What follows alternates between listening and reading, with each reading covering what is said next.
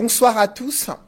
La stratégie nationale de développement prévoit la réalisation en 10 ans de 15 grands projets, dont un chemin de fer entre Douala et N'Djamena, un autre port en eau profonde à Limbé, des barrages à Mentchoum et Manfé, alors que le chef de l'État du Cameroun, dans son discours du 31 décembre 2020, mise sur le SND pour faire rebondir le taux de croissance à 8% et améliorer les conditions de vie des Camerounais. Le président national du PCRN, Cabral Libi, y voit plutôt une parure de belles intentions qui tentent maladroitement de masquer une quinzaine d'autres projets ayant englouti des milliards de francs CFA depuis plus de 10 ans et dont le parachèvement est incertain. Quant au président national du MRC, le professeur Maurice Kamto, il enfonce le clou au regard de la surévaluation des coûts des projets, le dépassement des délais dans la réalisation des infrastructures, les désillusions des projets structurants sont de grands échecs, là où des Camerounais attendaient de grandes réalisations. Ces deux leaders politiques, principaux challengers du chef de l'État lors de la dernière élection présidentielle, s'accordent à reconnaître qu'au-delà de l'environnement économique morose, la persistance de la crise anglophone est une conséquence d'une malgouvernance et son impact négatif reste préoccupant dans un contexte d'avènement des conseils régionaux, ultime solution politique du renouveau. Dès lors, des questions se posent. La décentralisation axée sur le statut spécial des régions anglophones et la libération des ex-séparatistes sont-elles la preuve d'ouverture et de dialogue, comme l'affirme le président de la République? L'état de la nation et la vie politique tumultueuse sont-ils les signes d'une vitalité démocratique ou d'une instauration d'un climat de dictature? Ce soir, c'est l'heure de vérité et le professeur Jean Baebek, UPCiste fondamentaliste, est l'invité de l'émission La Vérité en face, première édition de l'année 2021. Professeur, bonsoir. Bonsoir, Cédric. Et mes meilleurs voeux pour l'année 2021. Les meilleurs voeux également à tous les compatriotes qui nous regardent. Les meilleurs voeux également à Séverin Tchoukou pour l'honneur qu'il me fait à travers vous de m'inviter comme la première personne dans cette émission très suivie sur la terre entière. Merci beaucoup pour cette considération. Merci à Duval, merci à... Informi Armstrong qui est avec nous ce dimanche 3 janvier 2021. Formé ensemble. Good evening to you. Good evening. Good evening to you, Cedric Nufele. Good evening, Prof. Thanks for accepting our invitation. And of course, we're happy to have you our first guest so far for 2021. We are looking forward to have an interesting program with you. Et juste à côté de vous, Duval Frangois. Duval, bonsoir. Bonsoir Cédric, bonsoir à l'invité. Bonsoir également aux téléspectateurs d'Equinox Télévision et surtout, j'adresse mes vœux les meilleurs à ces millions de spectateurs et ces auditeurs, ces téléspectateurs fidèles de cette émission de La Vérité en face. C'est avec vous qu'on va mener à bien cet entretien durant près de 120 minutes pour disséquer l'actualité sociopolitique au Cameroun et diagnostiquer l'état de la nation camerounaise. Professeur Jean Baebek, vous avez suivi de près la situation sociopolitique du Cameroun. Quels sont les problèmes majeurs politiques que vous avez identifiés en 2020 et qui pourraient être des préoccupations en 2021 pour vous? La liste ne peut pas être exhaustive à première vue, mais lorsqu'il y a la guerre, on ne peut pas avoir pire que la guerre. Il y a ce problème-là. Lorsqu'il y a la contestation politique, parce que c'est ça, c'est-à-dire le problème n'est pas qui a tort, qui a raison, le problème c'est qu'il y a la contestation politique qui passe au conflit politique. Ce n'est plus seulement la contestation. On descend dans la rue, on boycotte les élections, on amène l'État au tribunal. Voilà ce qui s'est passé en 2021. C'est une situation politique. Politiquement, pour moi, c'est une catastrophe. Et évidemment, sur le plan économique, le Covid-19 est venu enfoncer le clou. Et les Camerounais sont dans une situation économique vraiment désastreuse. On sait que moralement, ils ont le moral bas. C'est pourquoi l'émission est importante, c'est pourquoi je me sens honoré. Je comprends pour moi, je comprends que votre conférent de rédaction, Séphérien Tchouko, ont estimé que peut-être que je suis un optimiste et que comme il y a une certaine catégorie de Camerounais, au moins qui est importante, qui est dans le désarroi, ils ont peut-être besoin d'entendre un autre langage qui peut leur donner espoir. Parce que moi j'ai de l'espoir, moi je pense que notre pays a quand même des résultats qui donnent des raisons d'espérer. Nous avons en réalité deux défis. Sur la base des résultats que nous avons, notamment, nous avons un pays qui a, pour lui seul, de nombreuses opportunités, des banques stables, une inflation maîtrisée, une diaspora observatrice et silencieuse qui attend qu'elle soit rassurée, la liberté d'entreprendre, la liberté d'aller et de venir. Et donc, sur la base de cela, les 85% des Camerounais qui sont dans le secteur informel, qui souffrent, peuvent s'insérer économiquement et conquérir leur indépendance économique. Avec cette indépendance économique qui les mettra à l'abri du besoin, ils devront en même temps, parce qu'ils sont majoritaires, continuer la lutte politique. Parce que ce que nous devons aussi comprendre, c'est que la lutte politique est une entreprise éternelle. Il n'y a pas un moment pour lutter politiquement et pour vivre. On vit et on lutte en même temps. Mais simplement pour lutter, il ne faut pas avoir faim. Il faut manger. Et pour manger, il ne faut pas attendre que le parti ou l'État nous donne à manger. Il faut qu'on trouve à manger nous-mêmes. En tout cas, lorsqu'on est 85% dans le secteur informel, parce que c'est ça. Il n'y a que 15% des Camerounais qui ont du travail. Ça, je vous donne les statistiques des Nations Unies de 2020. Sur cette base, voilà. En fait, c'est là le vrai enjeu de la décennie qui commence ou de l'année qui commence. Il sera question donc de ménager cela. Comment trouver l'indépendance économique qui nous permet de continuer la lutte politique. Et une fois, en acquérant cette indépendance-là, comment trouver les méthodes qui nous permettent de faire le choix des cibles, parce que les cibles sont différentes. Les méthodes elles-mêmes sont différentes et les objectifs de lutte sont différents. Il faut qu'on organise tout ça. Et c'est le vrai défi. Et pour cela, pour que nous fassions ça, nous, ce que le peuple regarde comme élite, nous devons nous élever au-delà des considérations personnelles. Nous devons considérer l'entreprise politique comme une entreprise qui est un engagement pour un idéal de type religieux. Encore que la religion, même dans la religion, les intérêts, c'est le paradis. Mais nous, pour l'intérêt, c'est les générations suivantes. C'est pourquoi il est important qu'on puisse vivre au-delà, sans attendre le parti politique. Sinon, on va faire ce qu'on appelle la transhumance. On ne doit pas être dans la transhumance politique, dans l'espérance politique, que c'est la politique qui va faire de nous quelque chose, ou bien la politique qui va nous apporter la satisfaction. On doit travailler de manière à ce qu'on puisse avoir nous-mêmes la satisfaction dans ce que nous faisons. Et avec toutes les opportunités du Cameroun que je viens de vous citer, je vous dis par exemple, le Cameroun importe 180 milliards en riz. Ça veut dire que nous donnons 180 milliards à l'Asie du Sud-Est.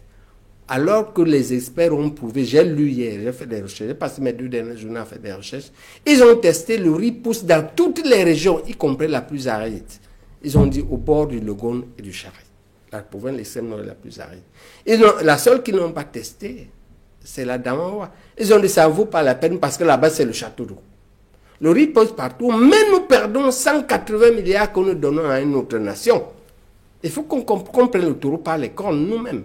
Mais pour cela, ça nous demande d'abord un travail de transformation personnelle. Parce qu'en même temps, Duval, la 3e entreprise sur les top 10, c'est les brasseries du Cameroun qui fait le chiffre d'affaires. Le chiffre d'affaires, c'est ce qu'elles vendent. Les brasseries vendent 650 milliards de bières. L'argent que les brasseries vendent la bière, c'est 650 milliards, c'est-à-dire quoi? Ça veut dire que les Camerounais, nous buvons la bière chaque année pour 650 milliards. C'est trop. Un peuple qui s'alcoolise comme ça peut-il travailler? Il faut boire la bière. Mais c'est une affaire trop grave. Nous buvons 650 milliards de bière.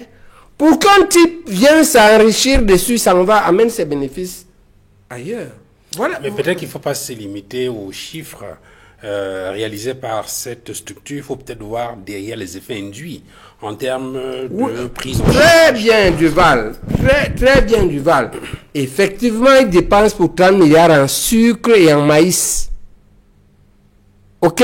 Mais simplement, Duval, nous buvons la bière pour 650 milliards, mais en même temps, nous disons que nous sommes pauvres.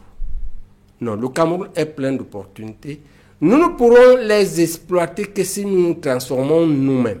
Nous devons nous élever, organiser notre vie personnelle, notre transformation personnelle, notre développement personnel, et puis entrer maintenant à l'école de l'indépendance économique et de ce que Kiyosaki appelle dans ses livres l'intelligence financière. L'élite doit acquérir ça. L'élite doit diffuser ça. L'élite doit se débrouiller pour que tous les Camerounais soient d'abord indépendants avant Biya et Kamto et leurs emplois et leurs sociétés et leurs entreprises.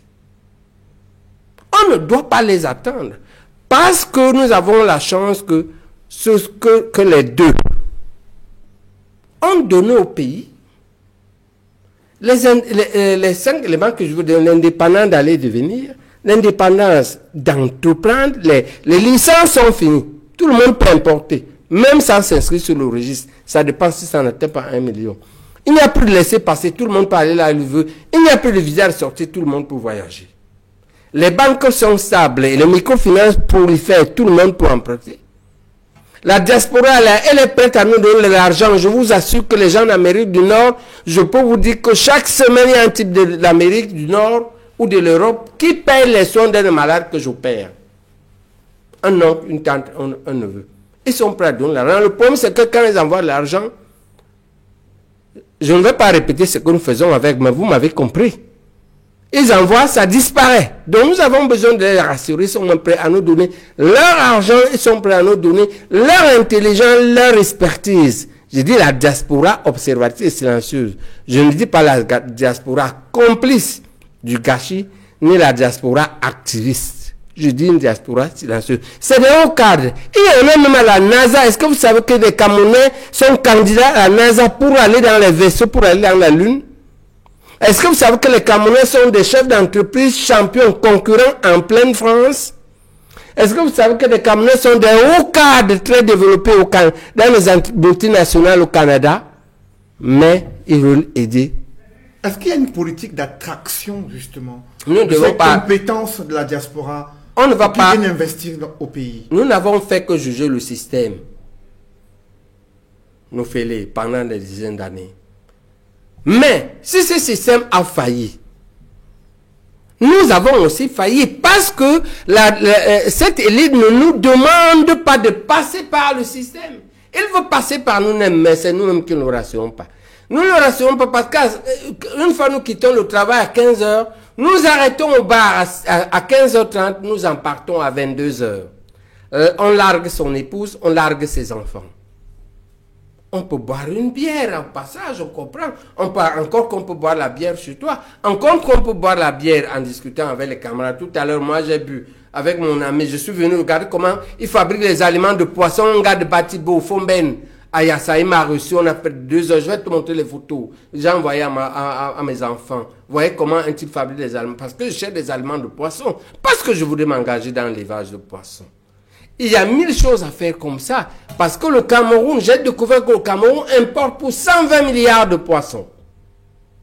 Le Cameroun importe pour 60 milliards d'huile de palme. Et j'en passe, et j'en passe. Il y a tellement d'opportunités. Il y a un cadre canadien qui me disait l'autre jour, mais au Cameroun, en quelques jours de vacances, il n'a vu que des opportunités. Il y a un minimum pour être indépendant. Il y a un minimum pour vivre. Et avec ce minimum, nous pourrons continuer la lutte politique. Mais en organisant bien nos cibles. Nous allons revenir de ce. Quelles sont nos cibles? Quels sont nos objectifs? Quelles sont nos méthodes politiques? Nous ne pouvons plus passer tout notre temps à critiquer seulement un système qui a fait ses preuves devant tout le monde entier. Professeur Jean Baïbek, vous avez, dès l'entame de votre propos, posé 2 préoccupations majeures, à savoir la guerre dans le nord-ouest et le sud-ouest et une contestation politique qui a marqué l'année 2020. Comment ces deux faits ont-ils été traités par la classe dirigeante au Cameroun et quelles en sont les conséquences aujourd'hui sur l'année 2021? Les deux conséquences, les deux faits. D'abord, je parle de conflit politique, qui est différent de la contestation politique. Parce qu'on passe de la contestation politique, là, c'est seulement de dire que j'ai gagné ou bien j'ai perdu. Mais le conflit politique, lorsque je descends dans la rue, je fais des appels. C'est de ça qu'il s'agit. Il s'agit de ça, il s'agit également de la guerre qui est le résultat d'une malgouvernance qui a duré 60 ans. Le vrai problème du Cameroun pour opposer le front. Nous ne pourrons rien faire tant que nous laisserons prospérer les 5 piliers faux qui ont fait la fondation du Cameroun. Les 5 piliers qui furent posés entre 1951 et 1960 et qui furent tous faux ou bien posés sur du sable mouvant. Premier pilier, note bien Duval, l'éviction arbitraire et injuste de ceux qui étaient préparés, qui voulaient et qui étaient prêts à prendre le Cameroun en main. C'est les UPCistes. On les a exclus exactement le 13 juillet. Ça, c'est M. Roland Pré qui est la responsabilité de cela. C'est lui qui a signé cet acte. Deuxième pilier qui fut faussé. Sans l'UPC, les autres allèrent aux élections en 1956. Ils sortirent d'une assemblée nationale, ils sortirent d'une assemblée, et à l'époque, ils appliquèrent effectivement la démocratie. M. Mbida et le PDC furent nommés Premier ministre parce qu'il était majoritaire. Mais un an après, à la faveur d'une discorde avec les colons, M. Ramadi vint au Cameroun pour 3 mois. Il fit la pire chose, la pire corruption politique que moi je connais dans l'histoire de l'humanité. Donner à prendre ou à laisser, c'est l'intimidation et la corruption. On sait le montant. 200 000 francs CFA coloniaux. Il donna 200 000 aux 70 députés pour les obliger à démissionner avec Aïdjo. C'est-à-dire que le parti des démocrates de Mbida gagne. Il a la primature. On vient de faire un coup d'état politico-financier. Pendant 3 mois, Ramadi n'a pas duré au Cameroun. Il est venu uniquement pour ça. Le deuxième coup, il faut le noter. Et le deuxième pilier qui est faux, c'est-à-dire que celui qui a gagné les élections, après l'exclusion du premier, même le deuxième, on lui arrache ça. C'est le coup d'état politico-financier. C'est le PDC, on a arraché ça au PDC. À ce moment-là, M. Aïdjo, qui n'avait pas de choix, parce qu'il exécutait les ordres, le pauvre, on doit aussi se lever, comprendre. Il exécutait les ordres, lui ne voulait pas de ces choses-là. Il faisait sa poste. Il n'est pas comme un qui avait démissionné. On avait démissionné pour aller faire l'UPC. Les Boumé avaient démissionné. Ou bien c'était parti d'eux-mêmes. Troisième pilier, les colons renversèrent l'ordre qu'avaient pensé. Parce que l'émancipation du Cameroun fut pensée pendant plus de 10 ans par les pères fondateurs du colon où mettait le chef. La réunification précédait l'indépendance. On signa l'accord de la réunification en août à Tico. Que la réunification d'abord l'indépendance. Après, ils renversaient l'ordre. Ils supprimèrent l'indépendance. Et ils savaient parfaitement que si nous faisons la réunification, après, il y aura problème. Voilà ça qui a éclaté 60 ans. Quel était l'intérêt d'une réunification? Laisse-moi terminer, il reste 2 piliers. Pour comprendre, si non. Pour comprendre, professeur Baïbek, quel était l'intérêt d'une réunification avant l'indépendance? La réunification avant l'indépendance, l'intérêt de réunir avant l'indépendance est comme l'intérêt des fiançailles avant le mariage. On se fiance avant le mariage parce que tu dois goûter la femme, non? Tu es même sûr qu'elle est une femme? Ok? Voilà, c'était l'intérêt. Ils avaient élaboré, ils avaient entendu qu'il faut qu'on teste le vivre ensemble. Et on déclare l'indépendance sur le même label. C'était comme ça. 4e pilier mal ficelé du Cameroun. On va signer 11 accords secrets. Et Duval, je te donne ça comme devoir. Armstrong. Il faut chercher les 11 accords secrets et les diffuser dans toute la République. Et en France, pour que tous les Français voient les accords secrets. et voir pourquoi c'était secret et comment c'est inacceptable, même par la France splendide. Pas la France des malfaiteurs qui pensent que la France ne peut être grande que si elle vole les diamants en Centrafrique et le pétrole par-ci et il y a une grande France. Il y a une France splendide avec laquelle nous voulons faire les choses. Il y a la splendide de René Descartes, je pense dont je suis, qui inventa la Renaissance. Renaissance qui donna l'art classique. L'art classique qui donna le scientisme qui a abouti à la révolution industrielle et à la philosophie des Lumières, avec Voltaire, avec Jacques-Jean Rousseau, avec Emmanuel Kant et Newton. C'est cette France-là, la grande France, qui a donné la notion de la République dont se revendiquent les 195 pays du monde entier. Le monde entier a une grosse aide vis-à-vis de la France. Que serait le monde? Parce que la civilisation anglo-saxonne se dit supérieure. Elle est supérieure à produire les usines. Ainsi de suite. Mais que serait le monde plein d'usines sans république? En réalité, le plus gros apport de l'humanité est français. Il n'y a pas un... C'est pourquoi Paris est la ville la plus visitée du monde. C'est cette France-là que nous on admire. Mais il y a une France sordide qui pense que le néocolonialisme les combine. On est parti prendre les diamants chez Bokassa, machin, on veut contraindre le Cameroun, le pétrole, Bolloré, machin. Il y a cette France-là. Cette France ordurière, cette France sordide. Et le cinquième pilier, le dernier, c'est que les textes fondateurs du Cameroun, la Constitution, tout ça, l'organisation, elle fut rédigée par une bande de ces gens-là. C'est Foucault, c'est Ojoula, c'est Mesmer, c'est Defer et Oufouet. C'est eux qui rédigeaient ça. Sur cette base des 5 piliers faux, on a bâti 50 ans de fausseté. En réalité, c'est comme si votre maman, votre père vous laisse une maison dont la toiture est une dalle et vous croyez que pour monter les étages, vous voyez que la fondation, elle n'a pas été faite pour monter les étages. Au stade où nous sommes et dans le futur, il faut que nos enfants comprennent qu'on ne pourra pas bâtir le Cameroun sans corriger ces piliers qui sont sur du sable mouvant, qui n'ont pas de l'acier à l'intérieur, qui sont injustes, qui sont faux. Et la preuve de cela, c'est la guerre qui a éclaté après 60 ans. Il faut qu'on remette sur la table, on refonde la justice, on refonde la constitution, on réécrit la loi électorale, on renforce l'ICAM et on raffermit la Cour constitutionnelle. On rediscute les accords de Fumba, on les remet sur la table. Prof, parce que c'était ça la norme. Les accords de Fumba disaient que 1, c'est 2 États fédérés. 2, on ne reviendra jamais sur la fédération.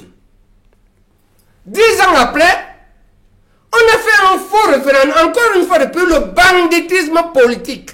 On imite, on copie, on colle Roland Préramati. On fait un référendum truqué. On dit qu'on a changé. Est-ce que c'est ça qu'on a signé? En réalité, nous ne faisons qu'empiler sur le faux. Il faut qu'on s'élève et qu'on comprenne. Nous devons nous élever à comprendre que pauvre Ahidjo, avait-il les moyens de refuser? Non. Parce que quand ici les 11 accords secrets qui disent par exemple que le jour où on découvre le pétrole au Cameroun, si la France ne veut pas acheter, on ne peut vendre à une autre personne, même si elle donne le double du prix. On ne vend à l'autre personne que quand la France est fatiguée de prendre. Prof, c'est le troisième accord. Je vais te revenir. Yes, quand il signe ça, il est à gauche un Français, à droite un Français, devant lui un Français. On a laissé les 2 autres Camerounais qui étaient dehors. Il avait moyen de sortir de cette salle s'il ne signait pas. Donc, on ne doit pas seulement dire Ahidjo. On doit se lever pour comprendre le contexte. C'est un contexte de domination. En réalité, on a perdu la lutte de l'indépendance. Quand Biya arrive, pauvre de lui, 82, Ahidjo dit qu'il va le succéder. Il commence, parce que les Camerounais sont comme ça, tout le monde aime le Cameroun. Il commence à dire, le Cameroun est à charge de garder les personnes. On voit qu'il veut éliminer le 3e accord là. Parce qu'il veut dire qu'il peut vendre à qui il veut.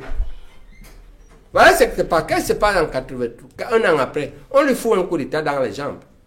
Quand un président sort d'un coup d'État, ou lui-même, ou un coup d'État où on a liquidé 1000 personnes, il est dans quel état pour continuer la lutte contre la puissance coloniale?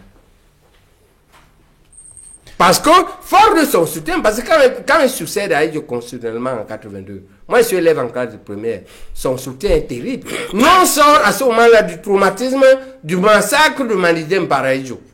Donc on n'aime pas Aïdjo. On soutient Biya. Mais on n'a pas moyen de dire que même de contester. Tout le monde soutient Biya. Et fort de ce soutien, il veut quitter les accords secrets. Il n'a pas réussi.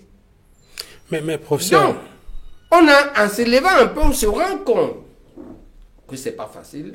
Et nous devons tenir compte de tout cela nous tiendrons compte de tout ça pour organiser la lutte. Je crois que, excuse-moi Duval, c'est moi l'invité, c'est moi la vedette. Je reprends l'émission. Je crois que dans la parole... Pas, ils pourront vous poser des questions. D'abord, Amson Formé, qu'il faut émettre quelques observations sur votre déroulé. Prof is outlining the historical causes of the challenges we have in Cameroon today. You've outlined so many of those pillars. You call them the 5 pillars that were wrongly... 5 wrong pillars. 5 wrong pillars that are the causes of the problems we've got in Cameroon today. And now you started by talking about the crisis or the war as one of the major things that caught your attention in 2020. But now history is past. The Yaoundé regime says it has a way, a method that it believes that can be a solution to the crisis without necessarily going back to the challenges and the errors of the past. You understand the track, the road that is being followed by the government in Yaoundé to resolve the crisis, and they have been outlining things they are doing. Are they on the wrong track? The president has said that. My opinion in that point of view is that the president is into a team. No matter the center of the team, it depends on the majority. If the majority are special people who have some benefits on the war to continue, the report they will give, and they give me a wrong report. So for me, I think the important thing to understand is that my opinion I've given my opinion of that war. Yes, many times. I don't want to come too much to but Prof, when you cited the cases of the Fumban conference, and of course talking about some what was signed, the state of Cameroon, then where we had the 2 federated states in Cameroon, and now you understand that some in the northwest and southwest regions were asking for a back to 2 federated states in Cameroon, and the government says it's applying effective decentralization, for example, to be able to solve that problem. Also boosting the effective decentralization in the northwest and southwest regions by a special status. Is that a good solution? Maybe, but it should be a solution accordingly for all parts, not for that, just for that system. It should be a solution with political parties, means CPDM, SDF, UPC, and so on. It should be, on that table, we should have diaspora, and we should have all forces. Not only those who caused that war, immediate cause, I mean. This is the problem. Maybe, but there's, even when you are right, the other part should understand and agree. An agreement is not force. If you don't do that, you may win today, but how long will stay your winning? But you mean you actually saying that if the other parties are okay, if the UPC, for example, comes on board to say that, okay, effective decentralization, we see a solution to that, and other political parties join the ruling CPTM party to join forces in pushing further the decentralization and the special status, it is going to find a way into the hearts of the people and bring separatists to an okay on the solution. I don't understand your question well. My English is not good. But the yes. Yes, my question is: you said for effective decentralization to be as an effective solution, other parties must be on board. Now, is your party, for example, on board? The UPC. Are you okay for that? No, you know the problem of colonization is that colonization system, neocolonialism, has infected all communities of the countries. even parties. Neocolonialism method are into the party, and sometimes they are the one ruling the party. They are not UPC's people. You understand me? The skillful, the skillness, la sagesse, l'intelligence du néocolon est telle que, même dans le parti national, il vous fait diriger par ces gens. Ce n'est pas des nationalistes. Parce qu'on reconnaît un nationaliste par sa façon de vivre, pas par sa façon de faire, et ça par sa façon de gouverner. Ils n'ont rien de cela. Depuis que la décentralisation est venue, ils sont des petits nationalistes, les grands nationalistes de fond. Comme par exemple, une chose qu'ils n'ont pas que avait, que Moumié avait, que Kingé avait, Asende Afane et Wandi, c'est la fermeté jusqu'à la mort. Je vais rebondir. Est-ce que vous avez vu un leader UP6 ferme jusqu'à la mort depuis? Ça, c'est l'UPC, ça. L'UPC n'est pas le rouge et le crabe. L'UPC est un esprit. On reconnaît un UP6 par l'esprit. Maintenant, le colon est si malin, Armstrong, ouvrez les yeux. C'est comme quand tu vas à l'hôpital, tu dis que tu as l'infection, tu vois les microbes. Il faut le microscope, que les Camerounais prennent le microscope pour étudier le système néocolonial. Ils arrivent à vous mettre de côté, ils mettent l'argent. Parce qu'ils ont créé un système pyramidal qui a le centre à Paris, mais qui a les antennes à Yaoundé, à Abidjan, partout. C'est ça le néocolonialisme. Vous restez là, vous dites seulement, bien monté, ouais, quand tu es descendu, vous ne voyez pas ce que les colons font. Ils vous ferment les yeux. Ils vous divisent. Ils dérivent les vrais problèmes. Ce n'est pas ça. Donc, pour revenir à ta question, est-ce que l'UPC, non, la question c'est que, est-ce que l'UPC est dirigé par un UPC? Un UPC cherche les postes. Ou il va chercher les postes. Tu as entendu que Oumia a plutôt refusé les postes, non?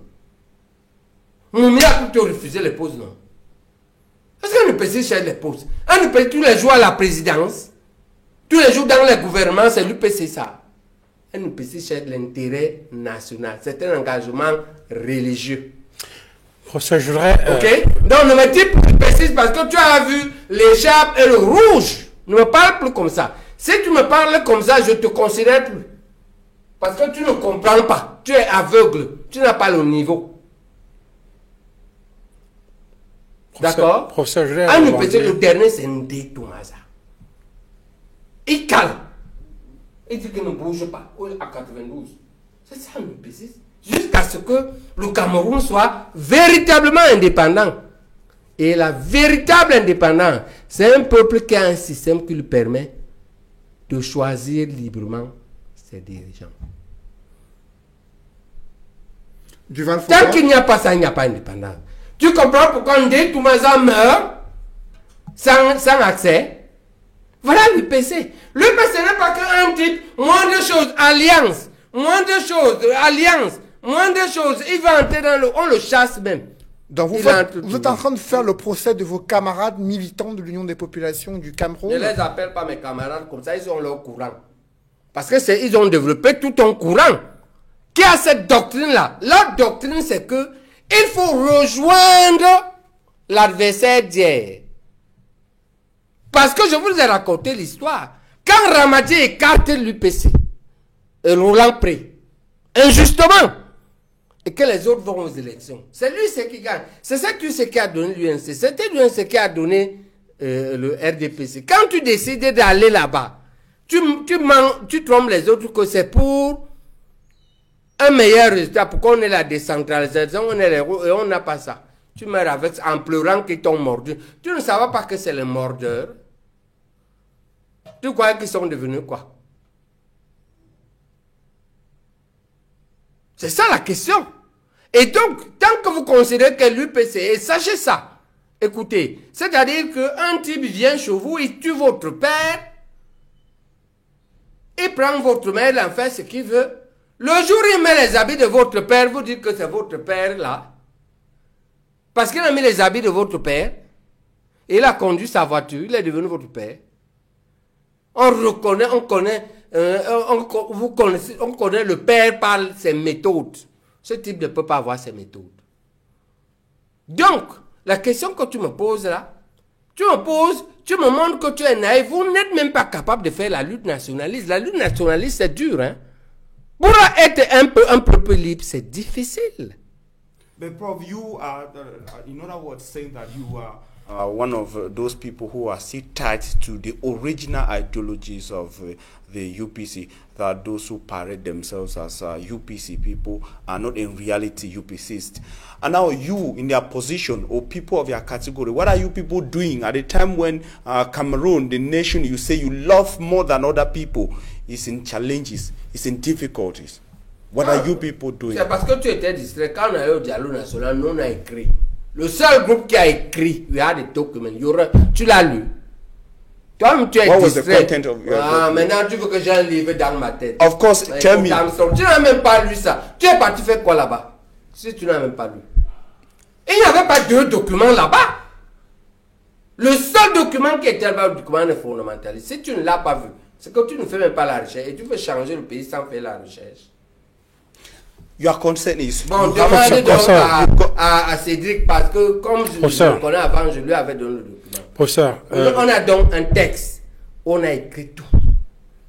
D'accord? Et nous, c'est le seul groupe, le seul parti politique qui est allé là-bas avec une proposition nette des questions fondamentales et même l'organisation du dialogue. Et qui vous a montré ça ici la semaine dernière? Tu n'as pas vu? Avec ça sur la table. C'est-à-dire que même attends, Armstrong, you go ahead. Toi-même, tu es un tintin. Puisque Nké était avec ça ici sur la table, tu n'as pas vu, tu étais où? Tu dis que tu es d'Nkambe. On m'a dit que tu es d'Nkambe. I saw it go on. Je vous en prie, tu es un joueur, tu me perds le temps. On va rester. Tu me perds du temps, tu te tais. Professeur, on va rester poli et Je suis pas venu là m'amuser. envers les journalistes qui vous, de fond. qui Et vous s'il a un entretiennent. perdeur de temps, il n'a pas préparé l'émission. Professeur Jean Baïbek, vous avez indiqué tout à l'heure que les Camerounais nationalistes sont ceux qui s'engagent dans la lutte. La question qui vous a été posée, c'est quelle action vous avez menée, vous qui vous présentez dans le cadre de cette émission comme un UPCiste fondamentaliste?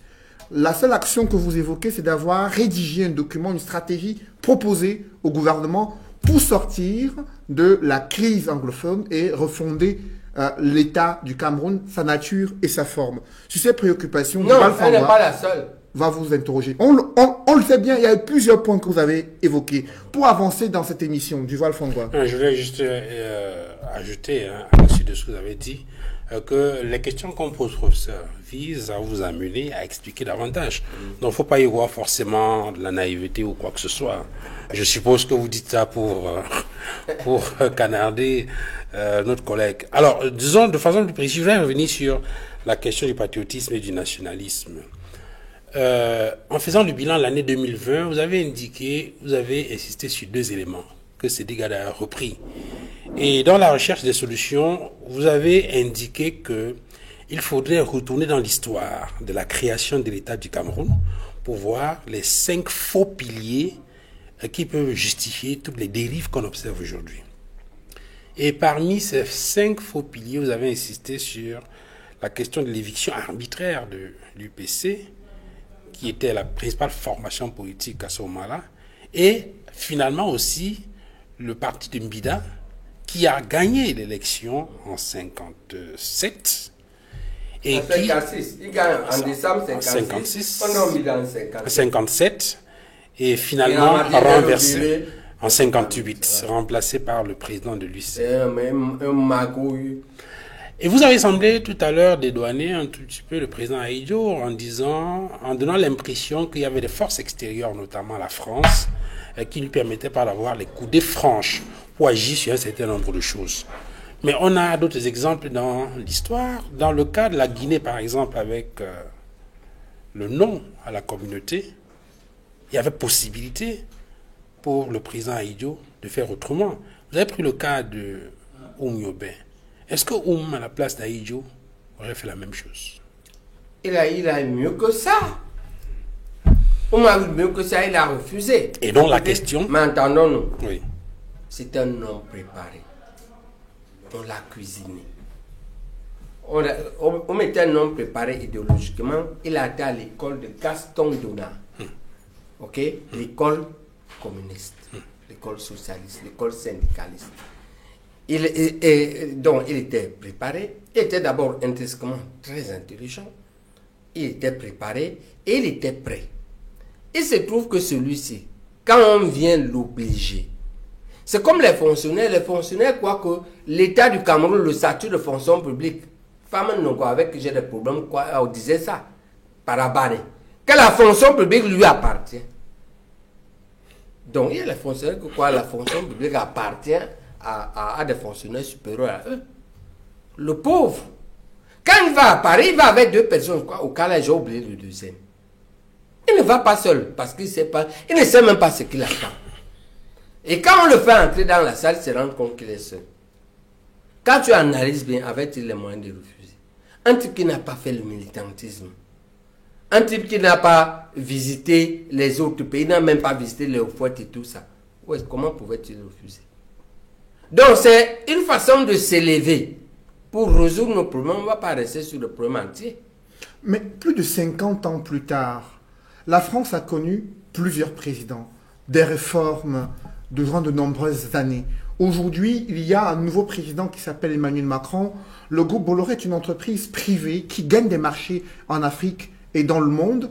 Et chaque fois que ces dirigeants français s'expriment, ils estiment qu'ils n'ont plus de lien avec une certaine France-Afrique, avec ces mécanismes visant à pouvoir contenir ou influencer les dirigeants africains pour les intérêts français, si ce n'est la coopération bilatérale ou multilatérale. Pourquoi toujours penser que les principaux problèmes des Camerounais aujourd'hui, en 2020-2021, seraient liés à ces liens entre l'ancienne puissance colonisatrice et le Cameroun et d'autres pays africains? C'est-à-dire que je ne tolère pas que tu me poses une telle question. Parce que si tu me poses une telle question, ça prouve 2 choses. Tu manques de culture ou tu es distrait. Il y a moins de 2 semaines, on a vu Mélenchon s'opposer à l'Assemblée nationale au projet de pollution de la monnaie éco en Afrique de l'Ouest que le Nigeria a engagé. En décriant Macron, qu'il veut couper l'herbe sous les pieds du Nigeria et du Ghana, en inventant un autre éco qui serait piloté par un autre pays. Tu ne peux pas dire que le néocolonialisme est fini. Macron est clairement néocolonialiste. Comme Mélenchon est clairement de ce que j'appelle la France splendide. La France qu'on admire. La France qui estime que pour être une grande puissance, elle n'a pas besoin d'aller piller, d'avoir des réserves en CFA. Mélenchon a déchiqueté ce projet-là à l'Assemblée nationale. Si toi, tu n'es pas au courant, je ne sais pas ce que tu fais là. Si un journaliste de ton rang, d'un média de ce rang, n'est pas au courant que le néocolonialisme, que Macron s'est clairement inscrit dans le néocolonialisme. Ce qui a créé les rumeurs, vous savez qu'il y a un rumeur dehors qui dit que le président Biya n'a pas signé les accords secrets, qu'il a un froid avec lui, ainsi de suite, et d'autres choses. Et moi j'ai dit, que s'il n'a pas fait ça, rien que pour ça, nous devons nous taire. S'il annule les accords secrets, ou s'il les diminue, parce qu'ils sont terribles. Pour savoir ça, il faut, Duval, avant que nous continuions sur un contrat, si vous ne voulez pas diviser les accords, c'est que l'émission finit. Parce que moi je pars. Oui, vous avez donné... Non, je ne parle plus si vous ne vous engagez pas. Parce que vous jouez. Moi je viens mettre ma vie en danger ici. Duval. Je vous réponds, non? Oui, réponds. On va poser la question. Ouais, tu vas diffuser ça ou pas? Bien sûr. Il y a 5 éléments. Non, on fait comme au tribunal, je le jure. Mais professeur, en même temps, ce n'est pas une question de chirurgie. Si c'est pas ça, moi je l'aide. Professeur Jean Baïbek, moi, on me là dehors. Professeur Jean Baïbek, non. Professeur Jean Baïbek, je vous invite à vous asseoir, je vous en prie. Je vous invite à vous asseoir. Je vous invite. Moi, j'ai crevé l'abcès.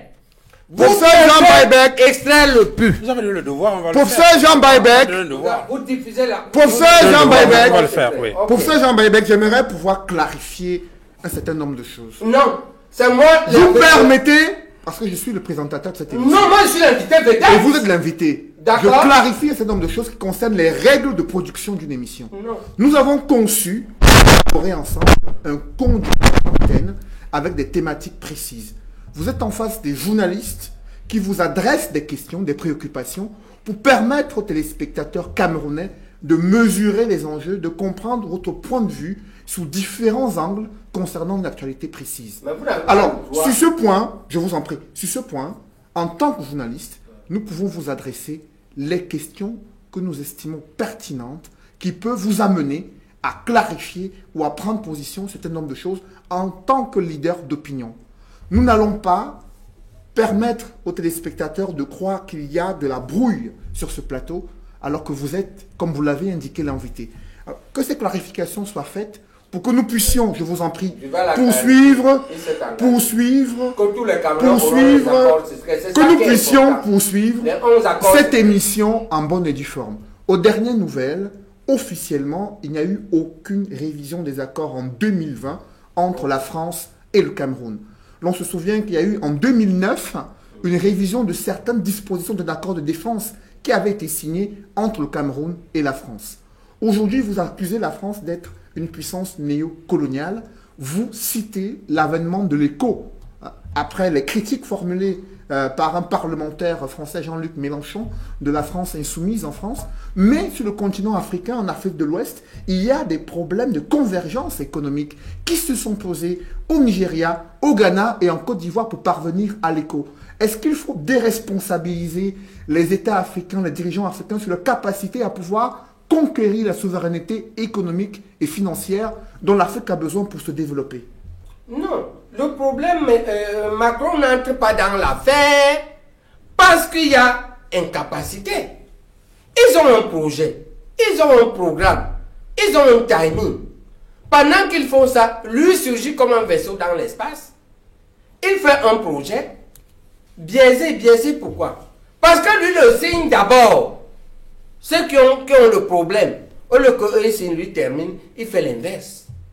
Pour cette raison-là, il change quelque chose. Ça va être produit quelque part, je ne sais pas où, ainsi de suite.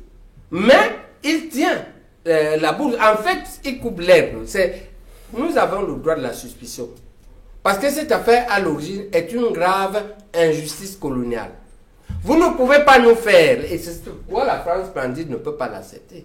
La France ne peut pas nous faire ce qu'elle a décrié chez les nazis. Parce que les nazis ont fait la même chose aux francs français en France pendant l'occupation. C'est-à-dire créer une monnaie factice, hein, mais tous les réserves étaient dans la banque centrale nazie. Ils ont appliqué la même chose. C'est pourquoi c'est inacceptable. Sur cette ballon, l'Afrique veut se réveiller. Avec le Nigeria qui est la première puissance, il ne peut pas venir se mêler de ça, et polluer ça, et compliquer ça. Si on l'appelle au secours, on fera. Si on a besoin de son coucou, mais il doit nous laisser faire. Pour ça, Jean Et Mélenchon a parlé pendant près de 15 minutes. Suivez, si tu n'as pas ça, je vais t'envoyer. Je vais demander ici à mes gars de t'envoyer ça et me suivre. La contestation de Mélenchon. Ce n'est pas normal que vous ne l'ayez pas suivi. Ou bien vous faites le malin. Vous venez ici, moi j'expose ma vie et celle de ma famille. Vous jouez au petit malin et puis vous voulez camoufler. Pour ça, Jean Baïbek, on va évoluer dans le cadre de cette émission. Il y a la question de la décentralisation qui est perçue comme la principale solution politique à la crise dans le nord-ouest et le sud-ouest. Vous avez indiqué qu'il y a une guerre qui est observée depuis déjà près de 4 ans. Le chef de l'État estime que la décentralisation, statut spécial des régions du nord-ouest et du sud-ouest, la mise en place d'un Public Independent Conciliator pour régler à l'amiable les conflits entre population et administration et conseil régional seraient des solutions idoines pour répondre aux aspirations des populations. Est-ce que cette décentralisation telle qu'elle est en train d'être mise en place avec ces conseils régionaux, avec ces statuts, ce statut spécial pour le nord-ouest et le sud-ouest, cela permettra de juguler la crise? Grosso modo, il faut dire qu'on ne lutte pas. Il faut que nous visions ça. Nous avons fait ça pendant 30 ans. Après un certain temps, en moyenne de 5 ou 10 ans, on doit faire l'état de lieu, voir ce qu'on a acquis et ce qu'on n'a pas acquis. Réorienter les cibles, les objectifs et même les méthodes de lutte. Dans cette question-là, il faut dire que, tel que c'est fait sur la base des CV que j'ai vus, les présidents des conseils régionaux et même la plupart des conseils régionaux, le RDPC a choisi les bons profils. Et a priori, il devrait réussir. Parce que c'est des gens qui sont d'abord des bons CV, sont compétents. Ce que moi je connais, il y a un bon professeur de chirurgie, il y a un Timi qui est un excellent ingénieur, je crois. Ils ont de l'expérience, ils ont fait leurs preuves, ils sont de bonne foi. Du point de vue individuel, ça ne pose pas de problème, ce n'est pas ça le problème. Le problème, c'est qu'ils sont dans un bateau de malfaiteurs. Qu'est-ce que 10 honnêtes hommes dans un bateau de 75% de mercenaires pour faire? C'est ça la vraie question. Certains sont même en aubaine, je vais vous dire, pour sortir même de la guerre. Je vais vous dire comment sont les chirurgiens. Quand vous avez un chirurgien comme Angafo qui a entre 35 et 40 ans de chirurgie, il faut savoir que toute l'élite là-bas le connaît. Parce qu'ils font les mêmes lycées. C'est les gars qui font les classes, ils font les internats, ils le connaissent. Mais aussi, il n'y a pas une famille. À l'inverse, tous les petits gars qui sont en brousse, c'est eux qui le connaissent, lui ne les connaît pas. Il ne peut pas les connaître. Vous savez pourquoi? Parce qu'il n'est pas possible qu'en 40 ans, il n'ait pas sauvé votre grand-père ou votre grand-oncle d'une prostate. Ça fait très mal la prostate. Hein? Un type qui sort ton grand-père de ça, tu ne peux pas l'oublier. Donc, de ce point de vue, par son métier, c'est quelque chose que le métier apporte. C'est comme ça que sont les bons chirurgiens. Et c'est un excellent chirurgien. De ce point de vue, il a de la matière. S'il envoie appeler ces petits gars-là, ils viennent. Parce qu'il le respecte pour la dette là, que c'est lui qui avait sauvé mon grand-père. Il n'y a pas une famille qui peut échapper en 40 ans. Ou 30 ans même, il n'y a pas. Je dis bien que lui connaît l'élite. Mais les petits soldats là, c'est eux qui le connaissent. Lui ne les connaît même pas. Ils doivent le rappeler. C'est comme moi, quand j'arrive quelque part, c'est les gens qui me rappellent que c'est toi qui m'avais fait telle chose. C'est comme ça. Et donc c'est une aubaine. Maintenant, est-ce que l'État veut exploiter ça? C'est ça le problème. Pourquoi l'État exploite ça? Il faut de la volonté politique. Il faut le croire, il faut lui faire confiance. Il faut fusionner la commission Fayengo et Paul Tasson et même le gouverneur autour de lui, laisser diriger. Est-ce qu'ils vont comprendre ça? Je ne sais pas. Que c'est lui qui a le truc, parce que c'est comme ça la chirurgie, c'est comme ça la médecine. Un vieux appelait ça le pouvoir médical. Si on lui donne les moyens, peut-être un peu de politique, institue un peu le moyen et le pouvoir, il peut faire finir ça. Parce qu'il peut parler à ses enfants. Parce qu'il peut parler aux cadres. Les cadres, si ce n'est pas eux-mêmes, demandez à Fayengo s'il connaît Angwafo. Prof, you are talking about Angwafo, that's the Northwest, but there is a different president in the Southwest, for example. I'm just saying that you are painting a good picture of the president in the Northwest. Il est bien pour le Nord-Ouest.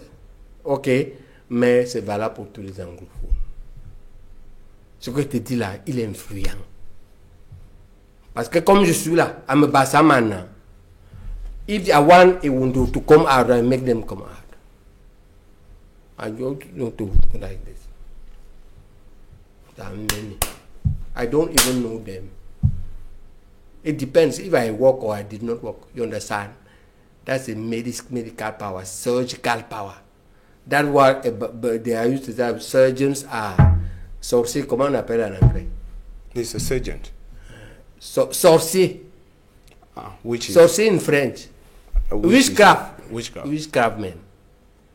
That is surgery. So this surgeon is opportune. Is this government like? If they don't like, they will not give him moyen. No? S'il faut l'argent, on ne le donne pas. S'il faut même les contrats, on ne lui donne pas. S'il faut le pouvoir, on ne lui donne pas. Il ne va pas. He's going to be given the same resources like the president in the littoral, the president of the southwest, non, the west region, il faut savoir, que les chirurgiens sont que, si un chirurgien travaille quelque part 10 ans, après ça, tu envoies un préfet là-bas. S'il y a un problème, demande au chirurgien là. Le préfet là ne connaît pas parce que lui-même là.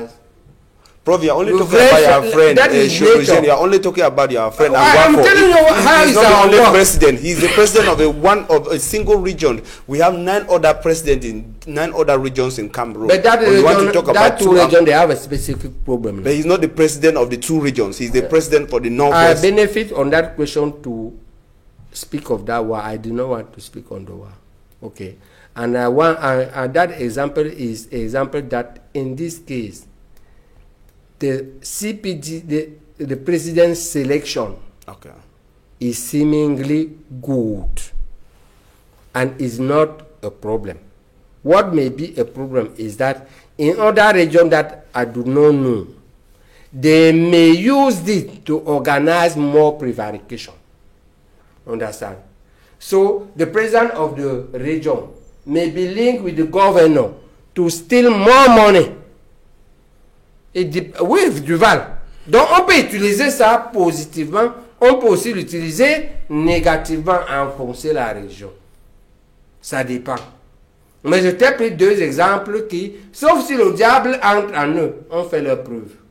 Ils devraient avoir au moins le niveau de résilience. Et ce n'est pas ça le problème. Le vrai problème, c'est de ne pas la résilience comme Moutazé appelle. Le vrai problème, c'est aller à l'émergence. Et l'émergence, c'est ce que le président a fixé là. 8%, le taux de croissance, chemin de fer, Douala. Maintenant, je te demande, même si tu fais 1000 présidents de région, même si dans un groupe, pour faire l'autoroute, 60 km, ils font 5 ans. Le travail du chemin de fer dépasse le travail de l'autoroute. Maintenant, pour faire le chemin de fer du président, c'est 1500 km. 1000 ou 1500. Si tu fais 5 ans, pour faire l'autoroute qui est moins difficile, 60 km, tu vas faire 10 ans, tu vas faire 1000 km de chemin de fer.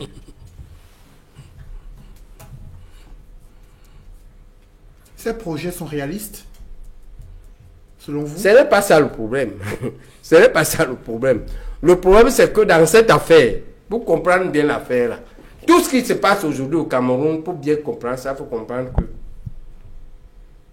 en 2004, quand le président a fait son 2e mandat, il devait partir en 2011, parce que la Constitution le disait. Il y a un groupe qui est né, qu'on appelait le G11, qui était prêt à prendre le reste. C'est les biaïstes, hein. Le premier groupe des biaïstes est né pour prendre le pouvoir en 2011, c'est le G11. C'est les biaïstes naïfs, le G11. Ils sont là où ils sont. La Constitution a été modifiée, le président a rempli. Maintenant, il devait aller jusqu'en 2018. À ce moment, le 2e groupe est né. Comme le D11 était des AKO, le 2e, le G18, chef de file là-bas, c'était Canton. C'est un ancien biaïste. Lui-même dit. C'est pourquoi les 2 se respectent. Quand l'un veut parler, l'autre ne parle pas son nom. Il dit seulement ce qu'il a fait. Le G18.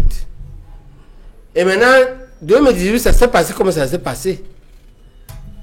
Et il y a un 3e groupe qui a compris. Après l'échec du G11 et l'échec de 2018, a compris que ce que le président a fait, il dit que maintenant la succession, il vous donne 4 mois pour organiser la succession si quelque chose lui arrive.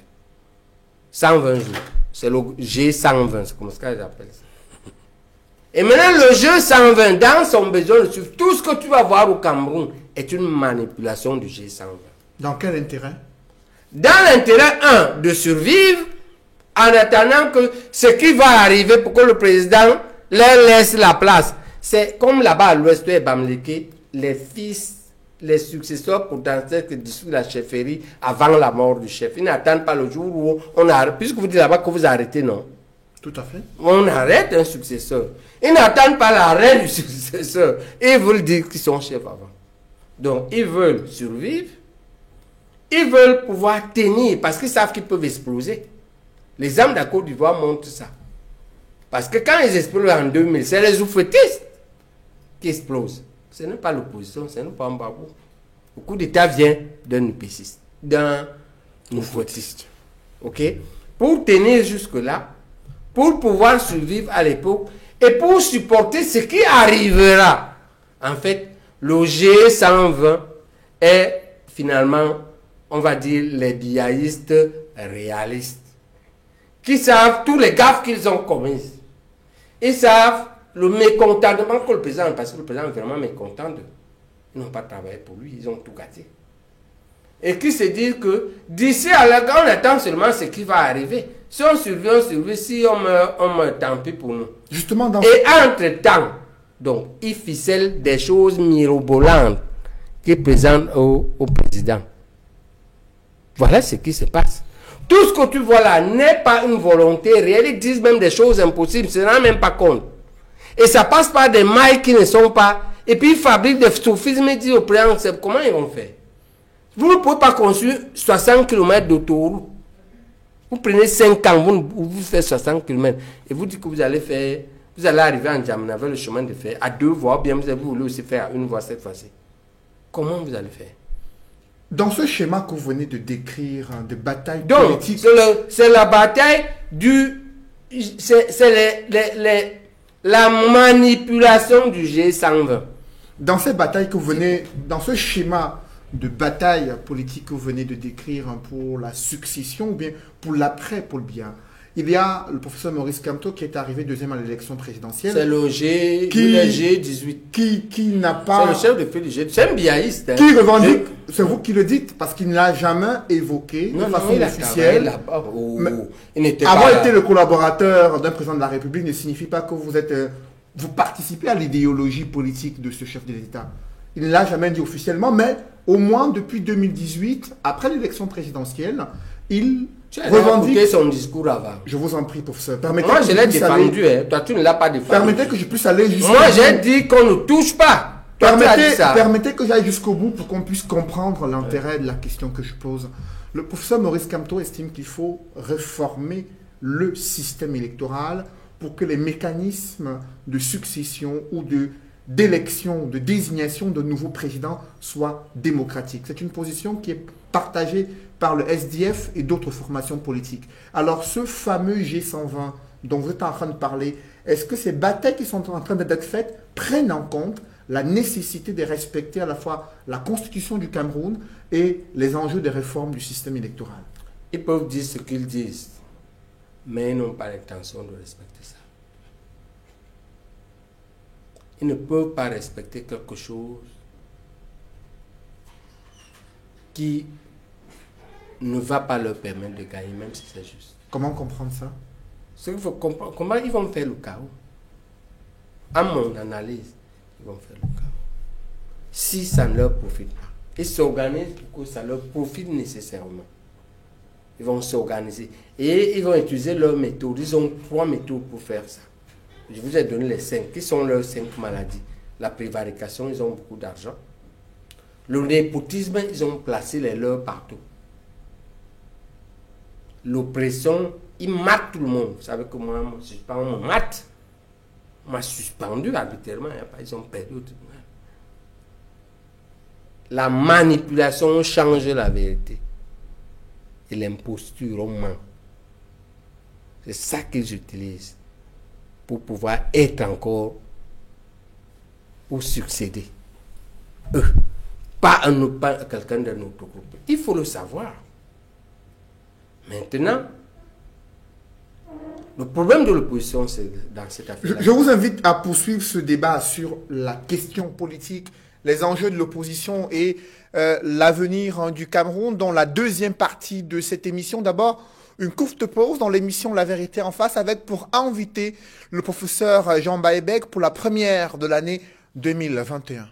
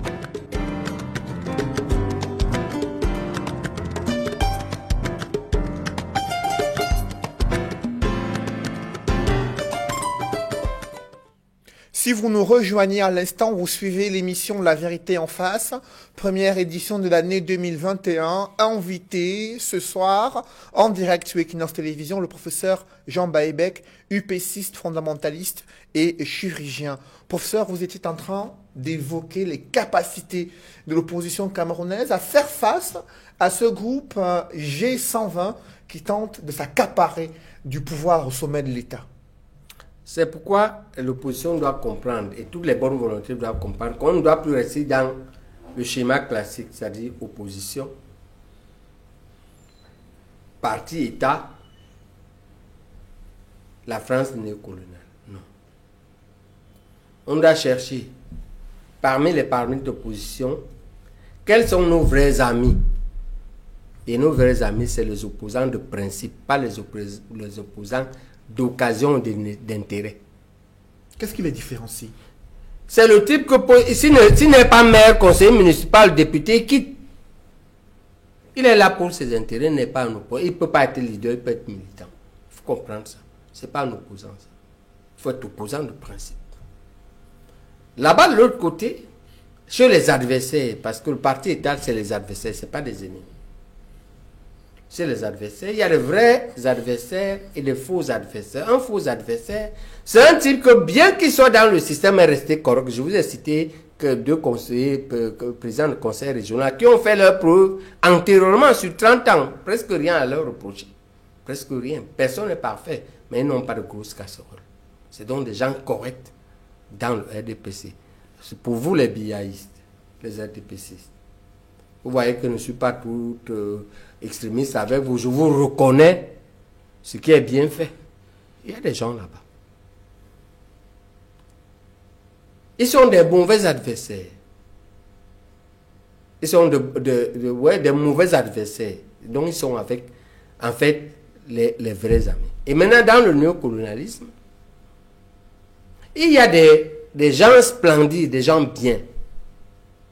Et les néocolonialistes. Tous les Français, et même la majorité des Français, n'est pas faite des gens qui pensent qu'il faut aller voler en Afrique pour vivre. Non. Les Français ont rendu d'énormes services dans le monde. Je vous ai dit la notion de république là, dans l'état du monde, les 195 pays se revendiquent presque tous de république. C'est le travail de Jacques-Jean Rousseau, un Français. Les droits de l'homme, c'est les Français.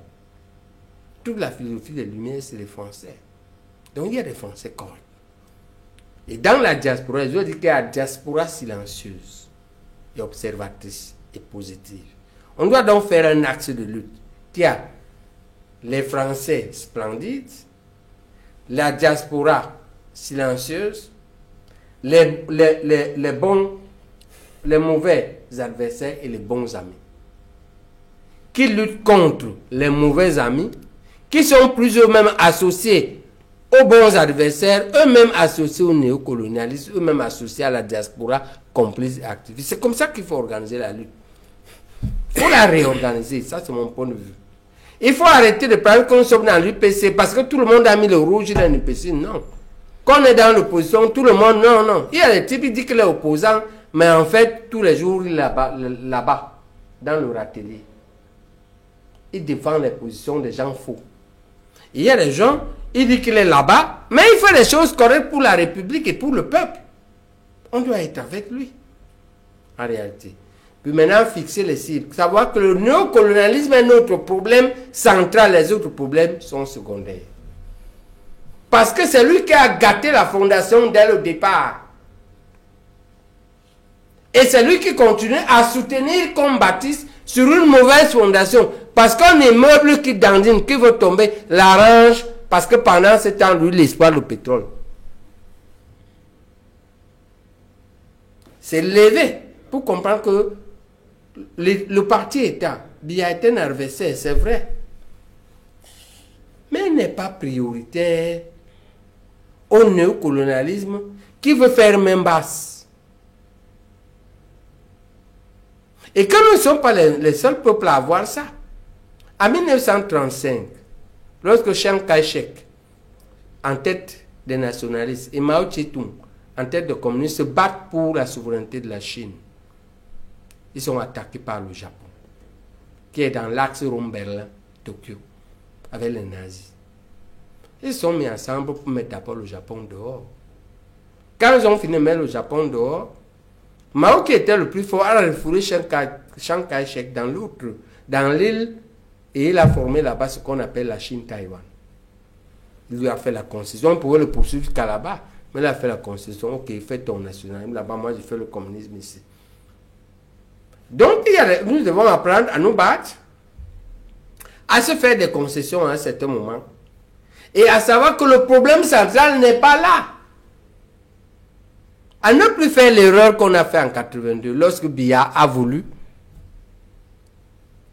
annuler le 3e accord, lorsqu'il a dit que le Cameroun est la chasse gardée de personnes. Il voulait dire que lui peut vendre le pétrole là où on achète bien. Il n'est pas obligé de vendre là où vous voulez. On l'a affaibli avec notre coup d'État raté. On ne doit plus faire ça. On ne doit plus faire l'opposition aveugle. Donc, on fixe les coalitions de lutte. Il faut les fixer. Il faut fixer les cibles. Il faut fixer le type de lutte. Par exemple, on a lutté depuis. La lutte diplomatique est faible. On a ouvert les nouvelles luttes, les luttes judiciaires. On ne savait pas qu'on peut attaquer les hommes d'État pour leurs actes, ni même les individus pour les actes de justice qui n'appliquent pas. Maintenant, on le sait. Il y a le front judiciaire à développer. Il y a le front diplomatique à ouvrir les méthodes de lutte. Pendant ce temps, il faut qu'on apprenne aux militants et aux cadres que vous êtes à acquérir chacun l'indépendance financière. Parce qu'avec l'indépendance financière, que tout le monde prendra les décisions, les choix libres. On réglera ce que la base décrit. La brigade anti-sardinage, la sardinavie. C'est quoi concrètement? À quoi vous faites? C'est l'homme qui décide sur la base des sardines qu'on lui a données. Il faut qu'on arrive à dire aux citoyens, refusez les sardines parce qu'il peut acheter sa sardine. Pas parce qu'il faut pas qu'il ait faim. Sauf s'il est un handicapé, un malade, un enfant ou un vieillard. Ce n'est pas normal qu'une personne normale, homme ou femme, qui n'est pas dans les 4 catégories-là, aille même prendre ça. Il faut que tout le monde arrive. Quelle est l'ampleur de ce problème au Cameroun? Mais il est énorme, il est énorme, il est presque universel. Il est universel. C'est-à-dire que 85% des Camerounais qui ne travaillent pas là. D'accord? Et même ceux qui font les 15% qui travaillent à la moitié, donc 90%. Il faut qu'on inverse. Qu'il n'y ait qu'un maudit qui fasse ça. Et pour qu'on inverse ça, il faut qu'on crée une stratégie économique qu'on vulgarise. Indépendance économique et financière pour que tout le monde puisse gagner sa vie et être indépendant de ça. Est-ce que ceux de l'opposition qui n'ont pas les manettes du pouvoir peuvent mettre sur pied une telle stratégie, la vulgariser et la faire implémenter? Oui, parce que le Cameroun a quand même la liberté d'association, d'organisation, de déplacement. Tu peux faire des réunions. Quand je me suis arrêté ce matin chez Fauben pour regarder comment ils fabriquent les aliments de poisson, personne ne m'a arrêté. J'ai mangé chez lui, j'ai mangé le poulet que sa femme élève. J'ai envoyé les photos à ma famille. Ils ont vu, j'ai vu sa machine, comment elle fabrique les aliments de poisson. Personne ne peut arrêter. Le problème, c'est que les élites politiques, nous avons voulu changer le Cameroun avec un peuple affamé. Comme il est affamé, nous ne pouvons pas l'éduquer. C'est pourquoi je pense que nous devons faire les deux. On doit s'engager définitivement dans l'éducation économique et financière du peuple camerounais. Et dans la lutte politique, les deux simultanément. Mais, professeur, parce qu'un peuple indépendant, économiquement et financièrement, fera ses choix politiques. Professeur, justement, il se trouve, selon certains analystes, que cette stratégie qui consiste à affamer le peuple entre dans la politique d'assurer la pérennité de ce néocolonialisme-là. Oui. Et que, justement, il va falloir mettre en place des mécanismes, comme vous dites, pour pouvoir mettre un terme à cela. La question que je pose, c'est celle-ci. Est-ce qu'il ne faut pas envisager puisqu'on parle de la lutte, est-ce qu'il ne faut pas envisager des batailles sur plusieurs fronts à la fois sur le continent? Ça ne doit pas être une affaire isolée au Cameroun, puisque vous avez dit que la question qui préoccupe, c'est le néocolonialisme. Et cette question, elle est centrale, elle est globale sur tout le continent africain, en tout cas l'Afrique noire. Très bien, Duval. Est-ce qu'il ne faut pas envisager des points? Très bien, Duval, je suis très content de ta question. Ça veut dire que tu prends l'avance. Je me réservais d'entrer là-dedans, tu as compris. Il faut que tu travailles à vulgariser ça. Il faut une coalition horizontale. C'est-à-dire l'UPC, le MRC, les RTPistes positifs, le FPI en Côte d'Ivoire, le Parti Socialiste au Sénégal, le FLN en Algérie, l'ANC en Afrique du Sud, Duval, ouais, on doit se mettre ensemble contre le CFA, contre le néocolonialisme. Après la coalition verticale, la diaspora positive, la France splendide, les RDPistes positifs et les vrais amis. Donc il y a une coalition verticale plus une coalition, un repère orthonormé, comme dirait un étudiant de 3e. C'est comme ça qu'on doit organiser la lutte. Et c'est bien que tu comprennes ça, que tu anticipes. C'est ça que l'avant-garde, les cadres, c'est vous qui ferez la révolution, Duval. But Prof, we noticed that maintenant, avec un contenu idéologique, vous aurez un contenu idéologique avec lequel vous aurez éduqué le peuple à la base et les mots d'ordre à la base. La révolution viendra tout seul. Pour travailler sur les consciences. Oui, oui, avec des groupes ciblés. Vous devez expliquer aux fonctionnaires qu'ils ne sont pas fonctionnaires grâce à quelqu'un. Ils sont fonctionnaires sur concours. Et que la fonction publique n'appartient pas à un parti politique, mais à un État. Et que l'État, c'est eux, que c'est un droit. Et que votre lutte, c'est pour l'intérêt général. Vous devez l'expliquer aux fonctionnaires. Vous devez l'expliquer aux militaires, aux policiers. Vous devez réussir ce que Lénine avait réussi. Vous savez que le jour où il fait la révolution bolchevique en novembre 17, il n'y a pas une goutte de sang. Le roi fuit tout seul. Parce que le peuple, l'armée, la fonction publique, tout le monde est préparé. Vous devez chercher à prendre le pouvoir sur un peuple préparé. Si vous voulez le pouvoir sur un peuple qui est au bar de 16h à 22h, Armstrong, ben le même peuple vous égorgera. Ce que je vous dis là est sérieux et déterminant. C'est les choses stratégiques que je ne vais pas dire ici. Mais puisque tu as soulevé la question, je suis content que tu comprennes. Je suis content que vous compreniez. Je pense que je n'ai pas perdu mon temps ce soir.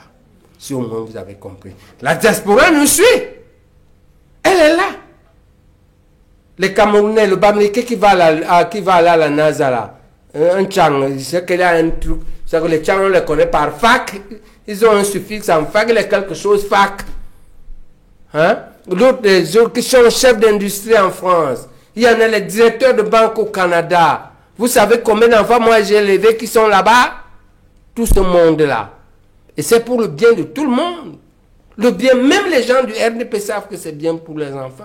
Même les gens du RDPC souffrent. Quand vous dites que je suis conciliant par rapport à Idjo. Vous savez que c'est de force qu'Idjo quitte Air Afrique, qui est un truc néocolonial, et que Khmer, on est là en plein Pompidou, entre De Gaulle et Pompidou, c'est la même chose. Il n'était pas d'accord, il crée Khmer, il donne la Kodak. Il ferme EDC, il crée Sonel. Il ferme le tour des eaux, il crée SNEC. En réalité, Aïdjo avait muté. C'est un vrai Camerounais. Un Camerounais d'accord avec le colon au comme ça les Camerounais, ils aiment tellement leur pays. Qui vous dit qu'il va faire, laissez. Vous allez voir. En route de trahir, il devient nationaliste. Même Bemia a voulu. Mais il a eu trop de problèmes. Parce qu'après notre truc de 84, je ne vais pas répéter le mot pour ne pas stigmatiser. En 85, regarde comment le gars là s'essouffle, c'est poumon. Il est obligé de changer le nom du parti à Bamenda.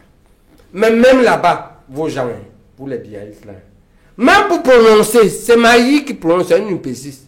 L'UNC devient RDPC. C'est Théodore Maï Matip. Pour lire le discours, c'est Théodore Maï Matip. Il n'y a personne pour lire. Il n'a pas fini ça, la crise. Alors qu'il est en train de parler de la concurrence au sein du même parti. Vous vous souvenez, la campagne électorale, vous étiez né, non? Moi, j'ai terminé mes études de médecine. On a lu dans les livres d'histoire. Vous avez lu dans les livres, donc vous n'étiez pas lu. Bon, je vous dis alors, il regarde la concurrence au sein de ce nouveau RDP. C'est la concurrence. Mais il n'a pas terminé ça, boum, le mur de Berlin tombe.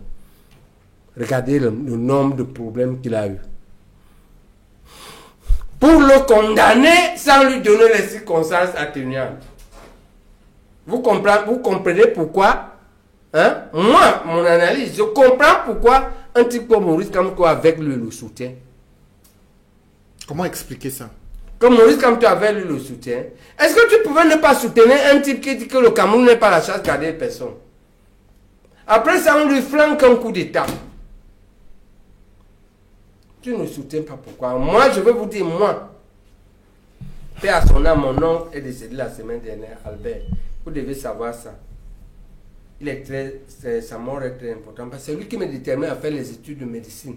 Je veux faire les études de médecine, c'est une décision plus. Mais moi, je ne sais pas comment faire. Parce que pour entrer au cul, c'est trop dur à l'époque.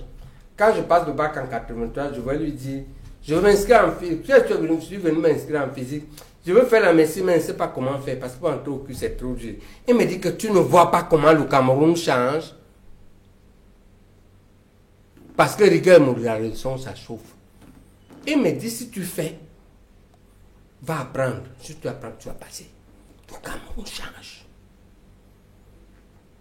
Il n'a pas raté. Peu à son âme, Albert. Son corps est à la mort. Hein? J'annonce ici son décès. Bayemek Albert, son nom ressemble bien. Il est à la mort qu'on devrait l'enterrer en fin janvier.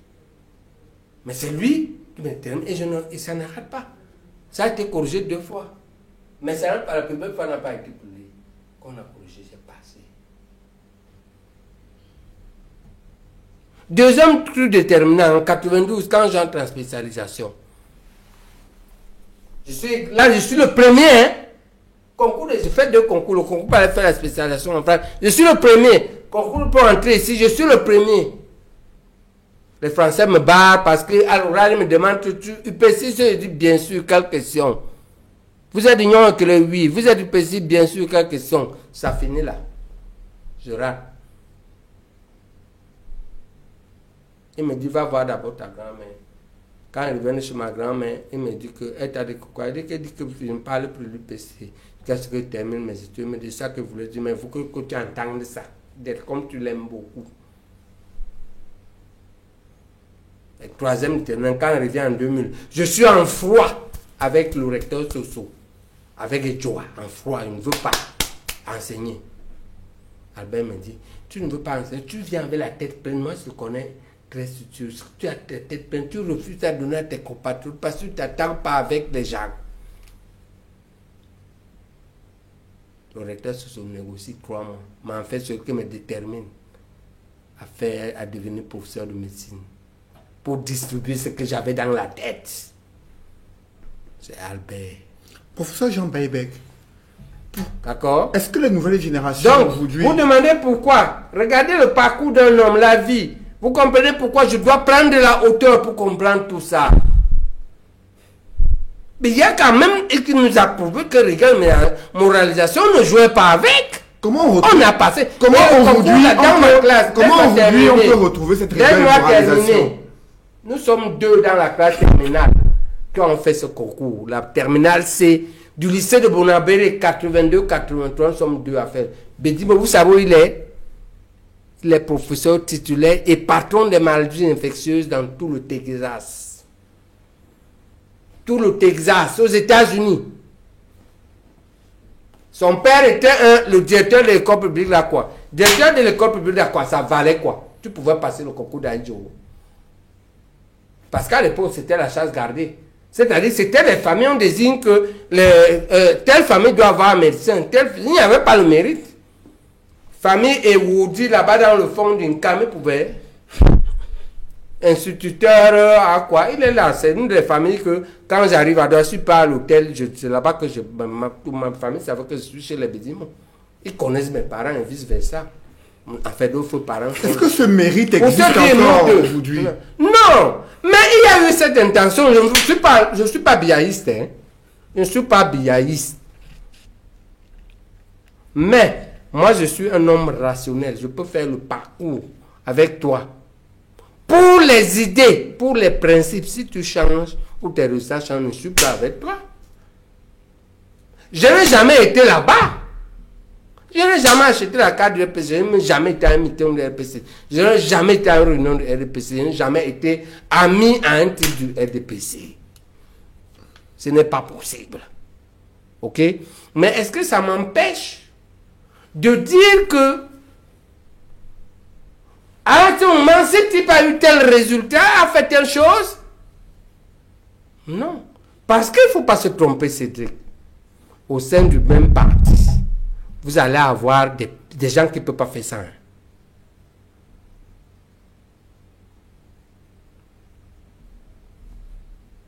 Vous allez avoir des gens qui ne peuvent pas atteindre ces résultats.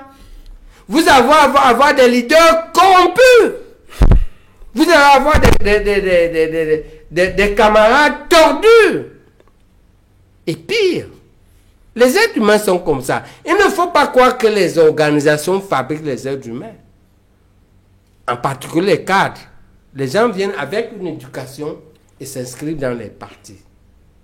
Et il faut se méfier de toujours laminer les autres.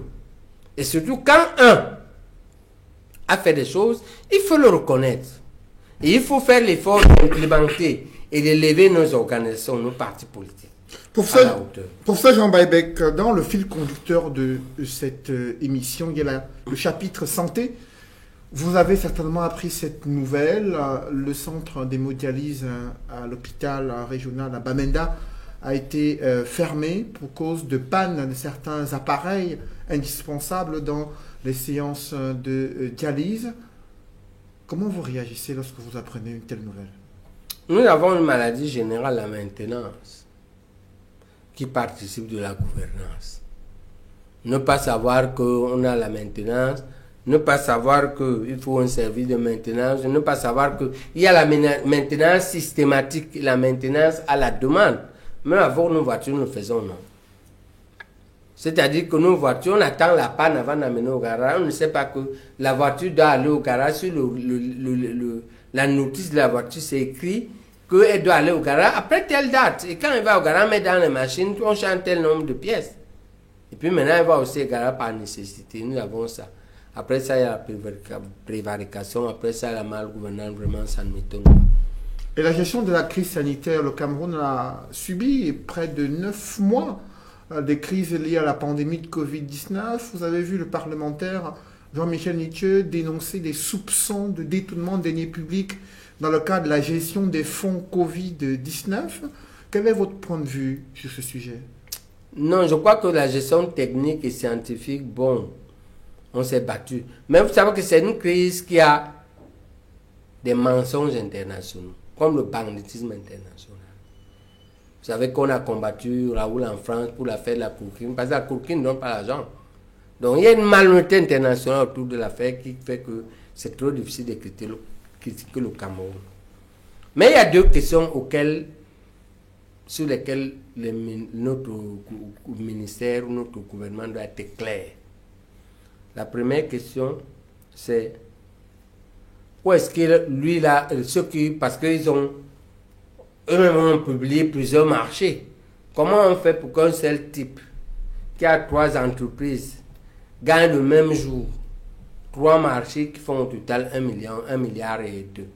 On a vu ça. Le même type a 3 entreprises, 3 noms différents. Quand au total les marchés qu'il a déjà gagné et livré 1 milliard 2. Première question. Gré à gré, tout ça, ce n'est pas un problème. Deuxième question à laquelle ils doivent répondre. Où est-ce qu'ils ont pris cette marchandise à livrer, puisqu'on sait que les deux pays qui fabriquent, la Chine et l'Inde, avaient interdit à leurs fabricants l'exportation pendant cette période. Je le sais parce que moi je fais ça. J'importe les consommables médicaux et les machines. J'ai même des amis là-bas qui me montraient que leur pays, non, on ne peut pas buy-back. Le pays a refusé, on ne peut pas. Comment eux, ils ont emporté jusqu'à livrer?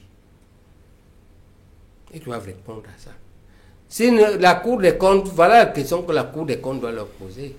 C'est quand ils répondront à ça qu'on reviendra là-dessus. Voilà. Le Cameroun s'apprête à accueillir le CHAN dans quelques semaines. Est-ce que notre système de santé est prêt au regard de l'afflux des spectateurs des différents pays qui viendront suivre cette compétition africaine? Moi, je crois que le Cameroun est un pays. On est un pays spécial. Hein. On est aussi très chanceux. Hein. Et je croise les droits qu'on va être très chanceux. Mais je ne crois pas que. Je ne crois pas que. On n'a pas les routes. Les stades ont été durs. On a reporté. Qu'en quelques temps, on a fait. Non, je ne crois pas. Non, en fait, pour vous, les infrastructures, ce n'est pas au top, mais au petit bonheur, la chance. Oui. On croise les droits parce que nous sommes le Cameroun, parce que j'aime le Cameroun et parce que bon, je ne peux pas souhaiter qu'on rate. Parce que il ne faut pas aussi trop décourager les Camerounais. Pas aussi trop les décourager. Et j'espère qu'on essaie de faire le mieux que l'on pourra avec ce qui est là. Mais c'est largement insuffisant. But, Prof, is the security issue too Parce going qu'ils to n'ont have même pas pu an impact on CAN? Ils n'ont pas pu. CHAN? C'est-à-dire que il faut savoir que de ce point de vue, la difficulté est venue, n'est pas leur faute, ils profitent seulement. Toutes les machines qu'il fallait commander n'ont pas été commandables. En fait, les usines ont fermé en Chine. La Chine est la grande usine du monde. En réalité, c'était impossible d'importer. Ils n'ont pas pu importer. Donc, en fait, le marché qui dit livrer, là, il mentent. Ils mentent, ils n'ont pas pu livrer. Donc pour vous, le C'est matériel... les marchés fictifs. C'est dans nous, comme tu veux le mot. Tu crases le morceau. Ils n'ont pas pu, ils ne peuvent pas livrer ça parce que c'était interdit. Parce que quand la Chine ouvrait un peu, ou l'Inde ouvrait un peu, il y avait un marchandage terrible. C'est-à-dire, tu commandes ce bic à 100 francs. On fait des paquets. Toi, tu es la France. Tu commandes, on fait des paquets pour te livrer. Les États-Unis viennent donner 200. On leur donne. Quand tu reviens, on te dit que tes 100 francs, là, on peut même te rembourser 110 francs. Dans ce jeu-là, quel entrepreneur camerounais pouvait venir de là où les entrepreneurs français... Mais on a annoncé des kits pour faire les tests Covid. Ils ont même montré. Plein de matériel. Ils sont suspects. C'est eux qui doivent dire la différence entre ça et les dons. C'est à eux de clarifier, c'est pas moi. Donc pour vous, il y a une confusion qui a été créée. Ben, j'ai tout dit. Moi, je ne fais pas des accusations n'importe comment parce que c'est que le Cameroun est un état de droit hein, qui est au moins en construction. Hein. Tu ne dis pas des choses dont tu n'as pas le preuve. Ça sera à toi de prouver.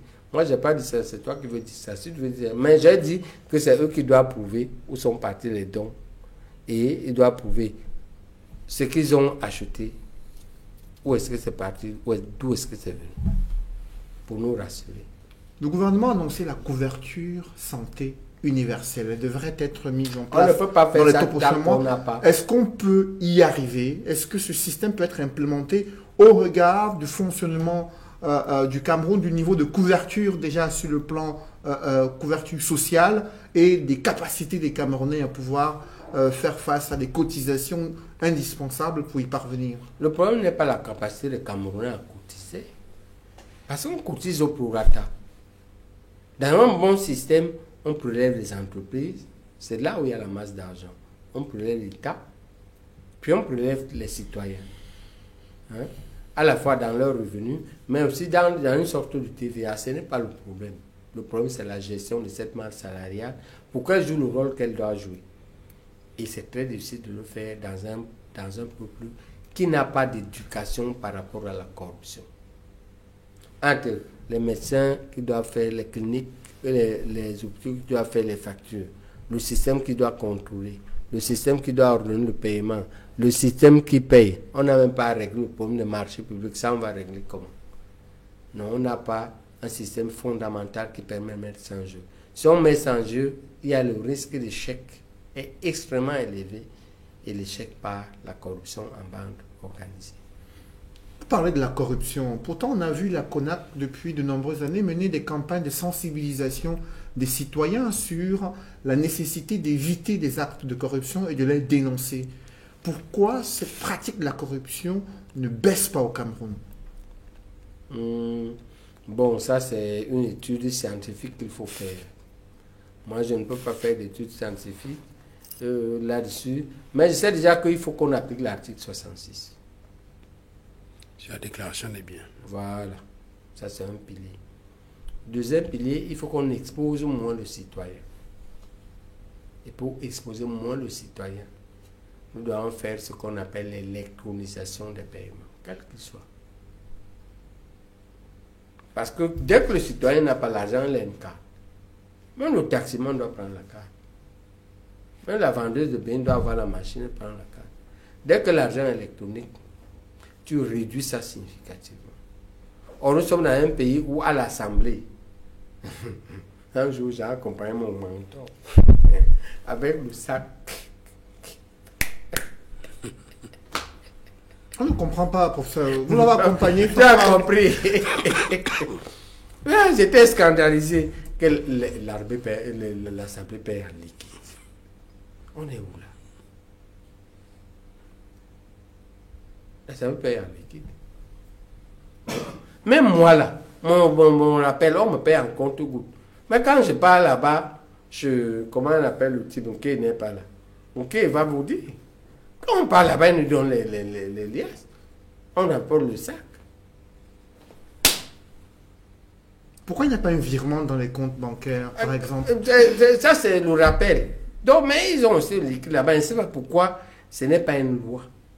En réalité, c'est que, quelque part, les gens qui sont mal intentionnés, les chefs de bande de la prévarication, ça les arrange, c'est sans trace. Alors que l'électronisation, bon gré, mal gré, laisse des traces. Et donc, par exemple, l'impôt va prélever là. C'est comme ça que les États modernes font, par exemple, pour traquer. Vous savez que, par exemple, moi, je vous dis, les professeurs de médecine en Occident sont extrêmement riches. Moi, j'ai vu des professeurs de médecine, par exemple, et le père, le roi de Dubaï. Vous savez ce qu'il lui donne. Là-bas, c'est honneur. Ça dépend de la nomenclature, là. Il lui fait une grosse intervention. Ça fait combien de paye? Pour traquer ces gens-là, pour les amener, c'est comme ça qu'on fait. Mais même eux échappent. Parce que le roi de Dubaï paye 2 fois. Il y a une partie que lui-même donne l'équipe. Et l'autre partie paye pas. Pour diminuer la part que l'État paye, c'est l'électronisation. Mais il y a eu le logiciel CJPES 1, CJPES 2 pour ça, c'est pour les salaires. Pour revoir les salaires, justement, pour éviter qu'il y ait... Non, il faut qu'on l'électronise tout. Que par exemple, l'État ne traite plus. L'État fait comme il fait par exemple pour le marché public. L'État interdit qu'on on touche plus l'argent au trésor. Maintenant, c'est tout. Toutes les entreprises vont dans les banques. Okay?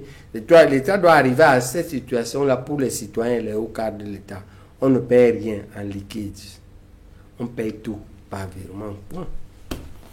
Et ce n'est pas interdit qu'un directeur du ministère X vire les primes de telle réunion à tous les cadres, le soir même par virement. Est-ce que c'est interdit? Le problème, c'est que ce qu'ils ne veulent pas, c'est que quand ça va commencer à arriver à la banque, le deuxième problème que ça va poser, c'est que les inspecteurs des impôts vont commencer à dire que paye l'impôt sur la personne physique. L'IPP. L'IPPR. L'impôt sur le revenu des personnes physiques. Et ça va jaser. Mais à un moment, ils vont mettre un logiciel à la banque qui prélève ça automatiquement. Par exemple. Mais c'est bien plus ça va augmenter les recettes de l'État. Et ça augmente l'intérêt général. But Prof, you talk about electronizing, putting those things, but you also have to remember that we are in Cameroon, where a greater majority of the population live in rural areas. Even civil servants, there are also people who work in very remote areas in Cameroon. We have top government officials, and we have businesses taking place in all other parts of Cameroon, away from the main urban centers. If everything is going to be electronized this way, do you see it possibly working in every part of Cameroon? Mais on met le câble partout. C'est comme ça qu'on bâtit l'infrastructure d'un pays. Et Armstrong, on ne développe pas, on n'atteindra pas l'émergence si on ne bâtit pas l'infrastructure. Et l'infrastructure, c'est 4 ou 5 choses. C'est les routes, c'est le chemin de fer, c'est les habitants, c'est l'énergie, c'est les télécoms. Et les télécoms, c'est le câble. Les télécoms, ça sert à quoi? C'est avec ça qu'on organise l'importation en Inde ou en Chine. Et c'est avec ça qu'on va exporter le cacao et le chocolat ou les veillas. Tu communiques avec l'Indien de Batibo ou de Nkambe. Tu dois communiquer là-bas. Et si le câble est le câble qu'il faut, il va arriver en Nkambe. Ne pas mettre le câble en Nkambe est comme ne pas mettre la route en Nkambe, c'est la même chose. Pour ça, le câble participe de l'infrastructure. Et on ne peut pas se développer dans ça. Parce que tu ne vas pas pour se développer, il faut que tu vendes et que tu achètes. Tu t'inscris et il te faut ça. C'est comme transporter la marchandise. S'il n'y a pas la route pour que la voiture circule, la marchandise que tu produis en DOP, comme mon ami, mon banquier, mon gestionnaire de banque, quand je lui ai dit que le Cameroun importait 180 milliards de riz, il m'a dit avant de parler ça avec toi, il faut que tu goûtes le riz d'un DOP. J'ai rendez-vous à aller, il va me donner le riz d'un DOP la semaine prochaine. Mon ami, mon banquier. Comment tu vas exporter le riz d'un DOP s'il n'y a pas la route? Comment tu vas communiquer avec celui qui achète le riz d'un DOP s'il n'y a pas le câble? Donc il ne faut pas rester comme ça. Construire le câble est comme construire la route. Pour ça, Jean Baïbek, ce monde rural fait face à une pauvreté qui s'aggrave au fil des jours, malgré son potentiel agricole. Également, dans les principales villes du Cameroun, on observe un taux de sous-emploi assez élevé et le taux de chômage reste encore difficile à déterminer au Cameroun. Dans cette atmosphère de misère, de pauvreté, qu'est-ce que vous proposez concrètement pour lutter contre ces fléaux, pour sortir les Camerounais de cette situation? C'est tout un autre débat. Mais fondamentalement, je vais vous donner les 4 piliers ou 5. Le premier pilier, je voulais déjà donner, c'est la transformation personnelle. Il faut qu'on sache que la liberté, le développement vient de la sueur. C'est une prescription biblique. Tu mangeras à la sueur de ton front. Ce n'est pas à la bouteille de bière de 16h à 22h. Oui, Duval, 80% de nous font ça, nous les cadres. De 16h à 22h, tu ingurgites les bières. Tu regardes les filles, les fesses des filles. Tu parles du football. Tu manges le soya et le cochon braisé. Et le poisson braisé en désordre. Tu rentres ivre, tu tapes ta femme, tu sais pas si tes enfants ont travaillé à l'école. Et on veut que le Cameroun se développe. Non. On veut être un peuple libre. Non. Quand tu es comme ça, tu es déjà esclave. Il faut une transformation personnelle. Maintenant, je vous conseille que ça peut être difficile. Parce que peut-être tu es addict. On peut t'aider. Mais il faut d'abord qu'on dise sa transformation personnelle. Manger sain. Boire modérément. Faire du sport. Lire. Vous voyez que je me fasse tous les sous, tous les partout, les gens sont un peu. Vous ne lisez pas, vous faites quoi? Lisez. Et toute la connaissance sur Internet, il y a trop de connaissances dans les livres. Donc, il faut lire. Il faut faire les fréquentations positives qui t'apportent quelque chose. Ce n'est pas pour parler des filles. On peut parler des filles 30 minutes. Boire 30 minutes, mais de 16h à 22h. Et de football. Voilà ce que font les Camerounais. Donc, transformation personnelle. C'est le premier pilier. Ça se fait au niveau des cadres, ça se fait au niveau des comités de base. Deuxième pilier, l'éducation économique et financière. Tout le monde doit être un producteur de richesse. Et comment on fait pour produire la richesse? On fait pour produire la richesse, on apprend ça à l'école. Si ce n'est pas à l'école, c'est à l'atelier. Si ce n'est pas à l'atelier, c'est au cabinet. Si ce n'est pas au cabinet, c'est en entreprise. Ce n'est pas là-bas, c'est à la maison. Si ce n'est pas à la maison, c'est chez le voisin. Il n'y a pas de raison que tu dises que toi, tu ne sais rien faire. Tu n'as pas vu ta maman faire les beignets, braiser le poisson. Tu crois que popcorn, c'est quoi? C'est le maïs qu'on a décortiqué, qu'on a grillé, il a seulement éclaté. Popcorn is what? Hamburger, c'est quoi? Ce n'est pas le pain chargé avec la viande.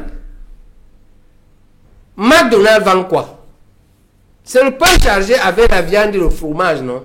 Qu'est-ce qu'il y a dedans? On ajoute ketchup. Ce n'est pas la tomate écrasée. Vous ne savez pas qu'il y a des riches sur la tomate écrasée. Il y a des riches sur le pain chargé et toi tu es pauvre. Tu dis que il faut que tu trouves le travail. Pourquoi tu dois trouver le travail? Si tu as la chance d'aller à l'école, ok. Si tu as la chance d'apprendre à la télé, ok. Mais tu n'as pas vu à la maison. Tu n'as rien vu là que tu parles. Tu n'as pas vu chez les voisins. Donc tout le monde doit être producteur. Après ça, tout le monde doit savoir gérer l'argent. C'est-à-dire écrire un business plan, écrire un compte d'exploitation et l'exécuter. Quand tu as reçu de l'argent, maintenant organiser entre tes dépenses et tes recettes. Il faut un équilibre. Tu ne peux pas dépenser plus que tu gagnes. Même si un type te donne la bière, toi, ton niveau, c'est ne pas boire 5 bières par jour. Ton niveau de boire une bière. Boire une bière, ça te va. Pourquoi tu bois 4 bières alors que tu ne peux pas? Maintenant, tes dépenses. Il y a les dépenses passives et les dépenses actives. Passive veut dire que la dépense là t'amène d'autres dépenses. Active veut dire que la dépense là va produire de l'argent. Elle va t'ajouter de l'argent. Alors que la dépense passive, le costume que tu mets, ou la voiture que tu achètes, chaque jour tu dépenses en carburant. Mais si ta voiture achète le taxi te ramène de l'argent le soir. Chaque soir. Mais en plus, si tu amènes à l'hôpital, il peut t'amener au travail. Lui seul, il te donne de l'argent, lui seul t'amène au travail. Au lieu d'acheter donc la voiture pour aller au travail, achète la voiture, elle fait le taxi, elle produit de l'argent, mais en même temps, elle t'amène au travail. Elle peut te laisser au travail, elle peut encore te chercher. Donc, il y a une éducation et avec un Cameroun qui a plein d'opportunités, avec les banques stables, avec une inflation maîtrisée, avec une diaspora qui attend seulement qu'on la rassure, on peut sortir tous de la pauvreté. Je dis bien tous. Je défie les Camerounais sur un certain nombre d'années. Si nous faisons comme ça, tout le monde sort de la pauvreté, sauf ceux qui ne veulent pas, qui sont de mauvaise foi. Ils veulent boire le kitoko le matin à 7 h. Je vois les gens boire à 33, à 8 h dans les stations Total. Tu commences la journée par l'alcool. Tu vas produire comment en son? Tu commences par la 33 musique. Tu es déjà sous. Après, tu dis que c'est pour le BH, c'est Camto. C'est Camto qui n'a pas fait ce que tu deviennes député ou maire. Donc, tu vas quitter le MSC. Alors que c'est toi-même le problème. C'est ce travail-là que nous devons faire. Mais je dis bien que la vie n'est pas segmentée. Il ne s'agit pas de faire ce travail-là et terminer. Avant de faire la lutte politique, on doit faire les deux. On fait ce travail, on fait la lutte politique. Là, je m'adresse aux leaders politiques. De tous bords. En sachant que la lutte entre nos compatriotes est une lutte entre adversaires. Une lutte entre rivaux. Et la lutte contre le néocolonialisme est une lutte qui peut être plus fratricide. Sauf si le néocolonialisme, on arrive à le faire reculer. Parce que quand on va trahir le néocolonialisme, comme on a commencé là, sauf si vous divisez l'accord secret là, on divise ça à toute l'Afrique. Tous les Africains voient ce qu'on a fait signer. Pas seulement Aïdjo seul. Duval, toi qui dis que défends Aïdjo. Le pauvre. C'est tout le monde qui a signé en Afrique francophone, sauf Sékou Touré. Tout le monde a signé ça. Et qui avait dit non à la communauté. Oui. Voilà où on doit aller. Laissons la petitesse, élevons-nous. Maintenant, on va revenir au combat interne. Les combats internes ne finissent jamais. Les rivalités internes, la compétition interne ne finira jamais. Hein? La même chose, j'étais bien en disant aux compatriotes que moi je pense que tel que le président a, comme il a dit ce qu'il a dit là, la solution Fayengo, qui dedans le sorti, il a répété ça. Ça marche pour les combattants soldats, mais ça ne marche pas pour les cadres. Il faut que le RDPC pense une solution pour les cadres. Parce que les cadres, eux, ils avaient un emploi, ils avaient quelque chose, une position, et puis ils ont réussi dans ça. Maintenant, ils ont honte de sortir. Mais en attendant, moi je pense, j'ai réfléchi, qu'est-ce qu'on peut faire pour eux? La solution en attendant, c'est que moi je les conseille de sortir par le Nigeria. Ils connaissent les pistes. Ils sortent par là-bas, ils vont s'insérer là-bas. La diaspora les aide, la diaspora peut les aider. Et puis le temps passant, ça va se tasser. There's a diaspora that is financing also. Mais je pense que Armstrong, après 4 ans ou 3 ans, il s'est fait le nom. Does it work? Il faut faire le bilan. Dans la vie, il ne faut pas croire que la victoire, c'est seulement la victoire. Si quelque chose te dépasse, tu peux changer le fusil d'épaule. Moi, je ne vous ai pas encouragé à ça. Moi, je vous ai dit que ce n'était pas bien. Mais je comprenais parce que vous n'êtes pas allé là exprès. Vous n'avez pas réfléchi. On vous y a poussé. Vous êtes tombé dans le piège. Maintenant, quand tu es dans le piège, sors. Ce que je peux leur dire, vous êtes cadres. Pour vos nyama, les petits soldats, eux, Fayengo les attend. Ils les intègrent. Il paraît qu'ils sont contents. Ça va là-bas, non? On dit qu'ils sont contents. On leur apprend le métier, on les réinsère. Maintenant, les cadres, ils ont un problème. Par exemple, ils étaient militaires, ou bien ils étaient policiers, ou bien ils étaient fonctionnaires, ou bien ils étaient même un entrepreneur installé. Il ne veut pas rentrer, stigmatisation et tout ça. Là, on s'est dit, je comprends. Je dis, on sort par le Nigeria, dis à la diaspora, on t'aide, soit à immigrer, soit à t'installer là-bas en attendant que ça se tasse. Parce que ce n'est pas la première fois qu'on a une telle crise. Il faut savoir que après le coup d'État de 84, on a eu beaucoup de ça. D'autres ont fait 10 ans à l'extérieur, 15 ans à l'extérieur, 5 ans à l'extérieur, ils sont revenus s'intégrer quand ça se tasse. Pour autant, est-ce que ça résout le problème de fond? Non, parce que quand je dis continuons la lutte là n'a pas d'issue. Impossible de bâtir le Cameroun avec les faux piliers. Impossible. Donc, on va remettre les 5 piliers à plat. Ça, ce n'est pas un souhait. Ok? C'est une observation. Il n'y a pas moyen de faire autrement. Parce que sans ça, on ira de crise en crise. On va les mettre à plat.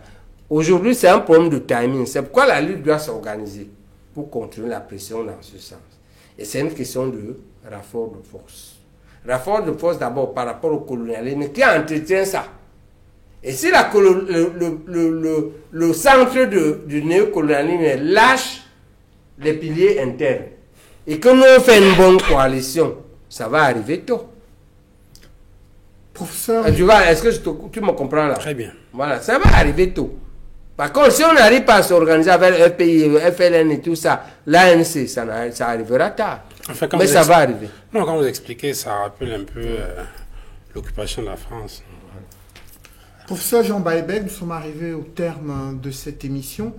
Merci d'avoir accepté notre invitation pour la première édition de l'émission La Vérité en Face, édition 2021 sur Equinox Télévision. Ben écoute, que j'espère que je me suis débrouillé. C'est moi qui dis merci, plutôt pas c'était difficile, c'était un véritable piège. Et j'espérais vraiment élever le débat et arriver à sensibiliser non seulement les Camerounais, mais tous les Africains francophones sur le terrible fléau, et même les Français de bonne foi, sur le terrible fléau qu'est le néocolonialisme. Maintenant, s'ils veulent m'égorger là dehors, ben écoute... Rien ne va vous arriver, on y veillera certainement tous ensemble. Merci également à Formy Armstrong et Duval Fangwa d'avoir participé à cette émission. Merci à toutes les équipes techniques conduites par Mitterrandam, Emmanuel Wapi. Mesdames, Messieurs, c'est la fin de cette émission. Merci de l'avoir suivi et merci de rester sur Equinox Télévision.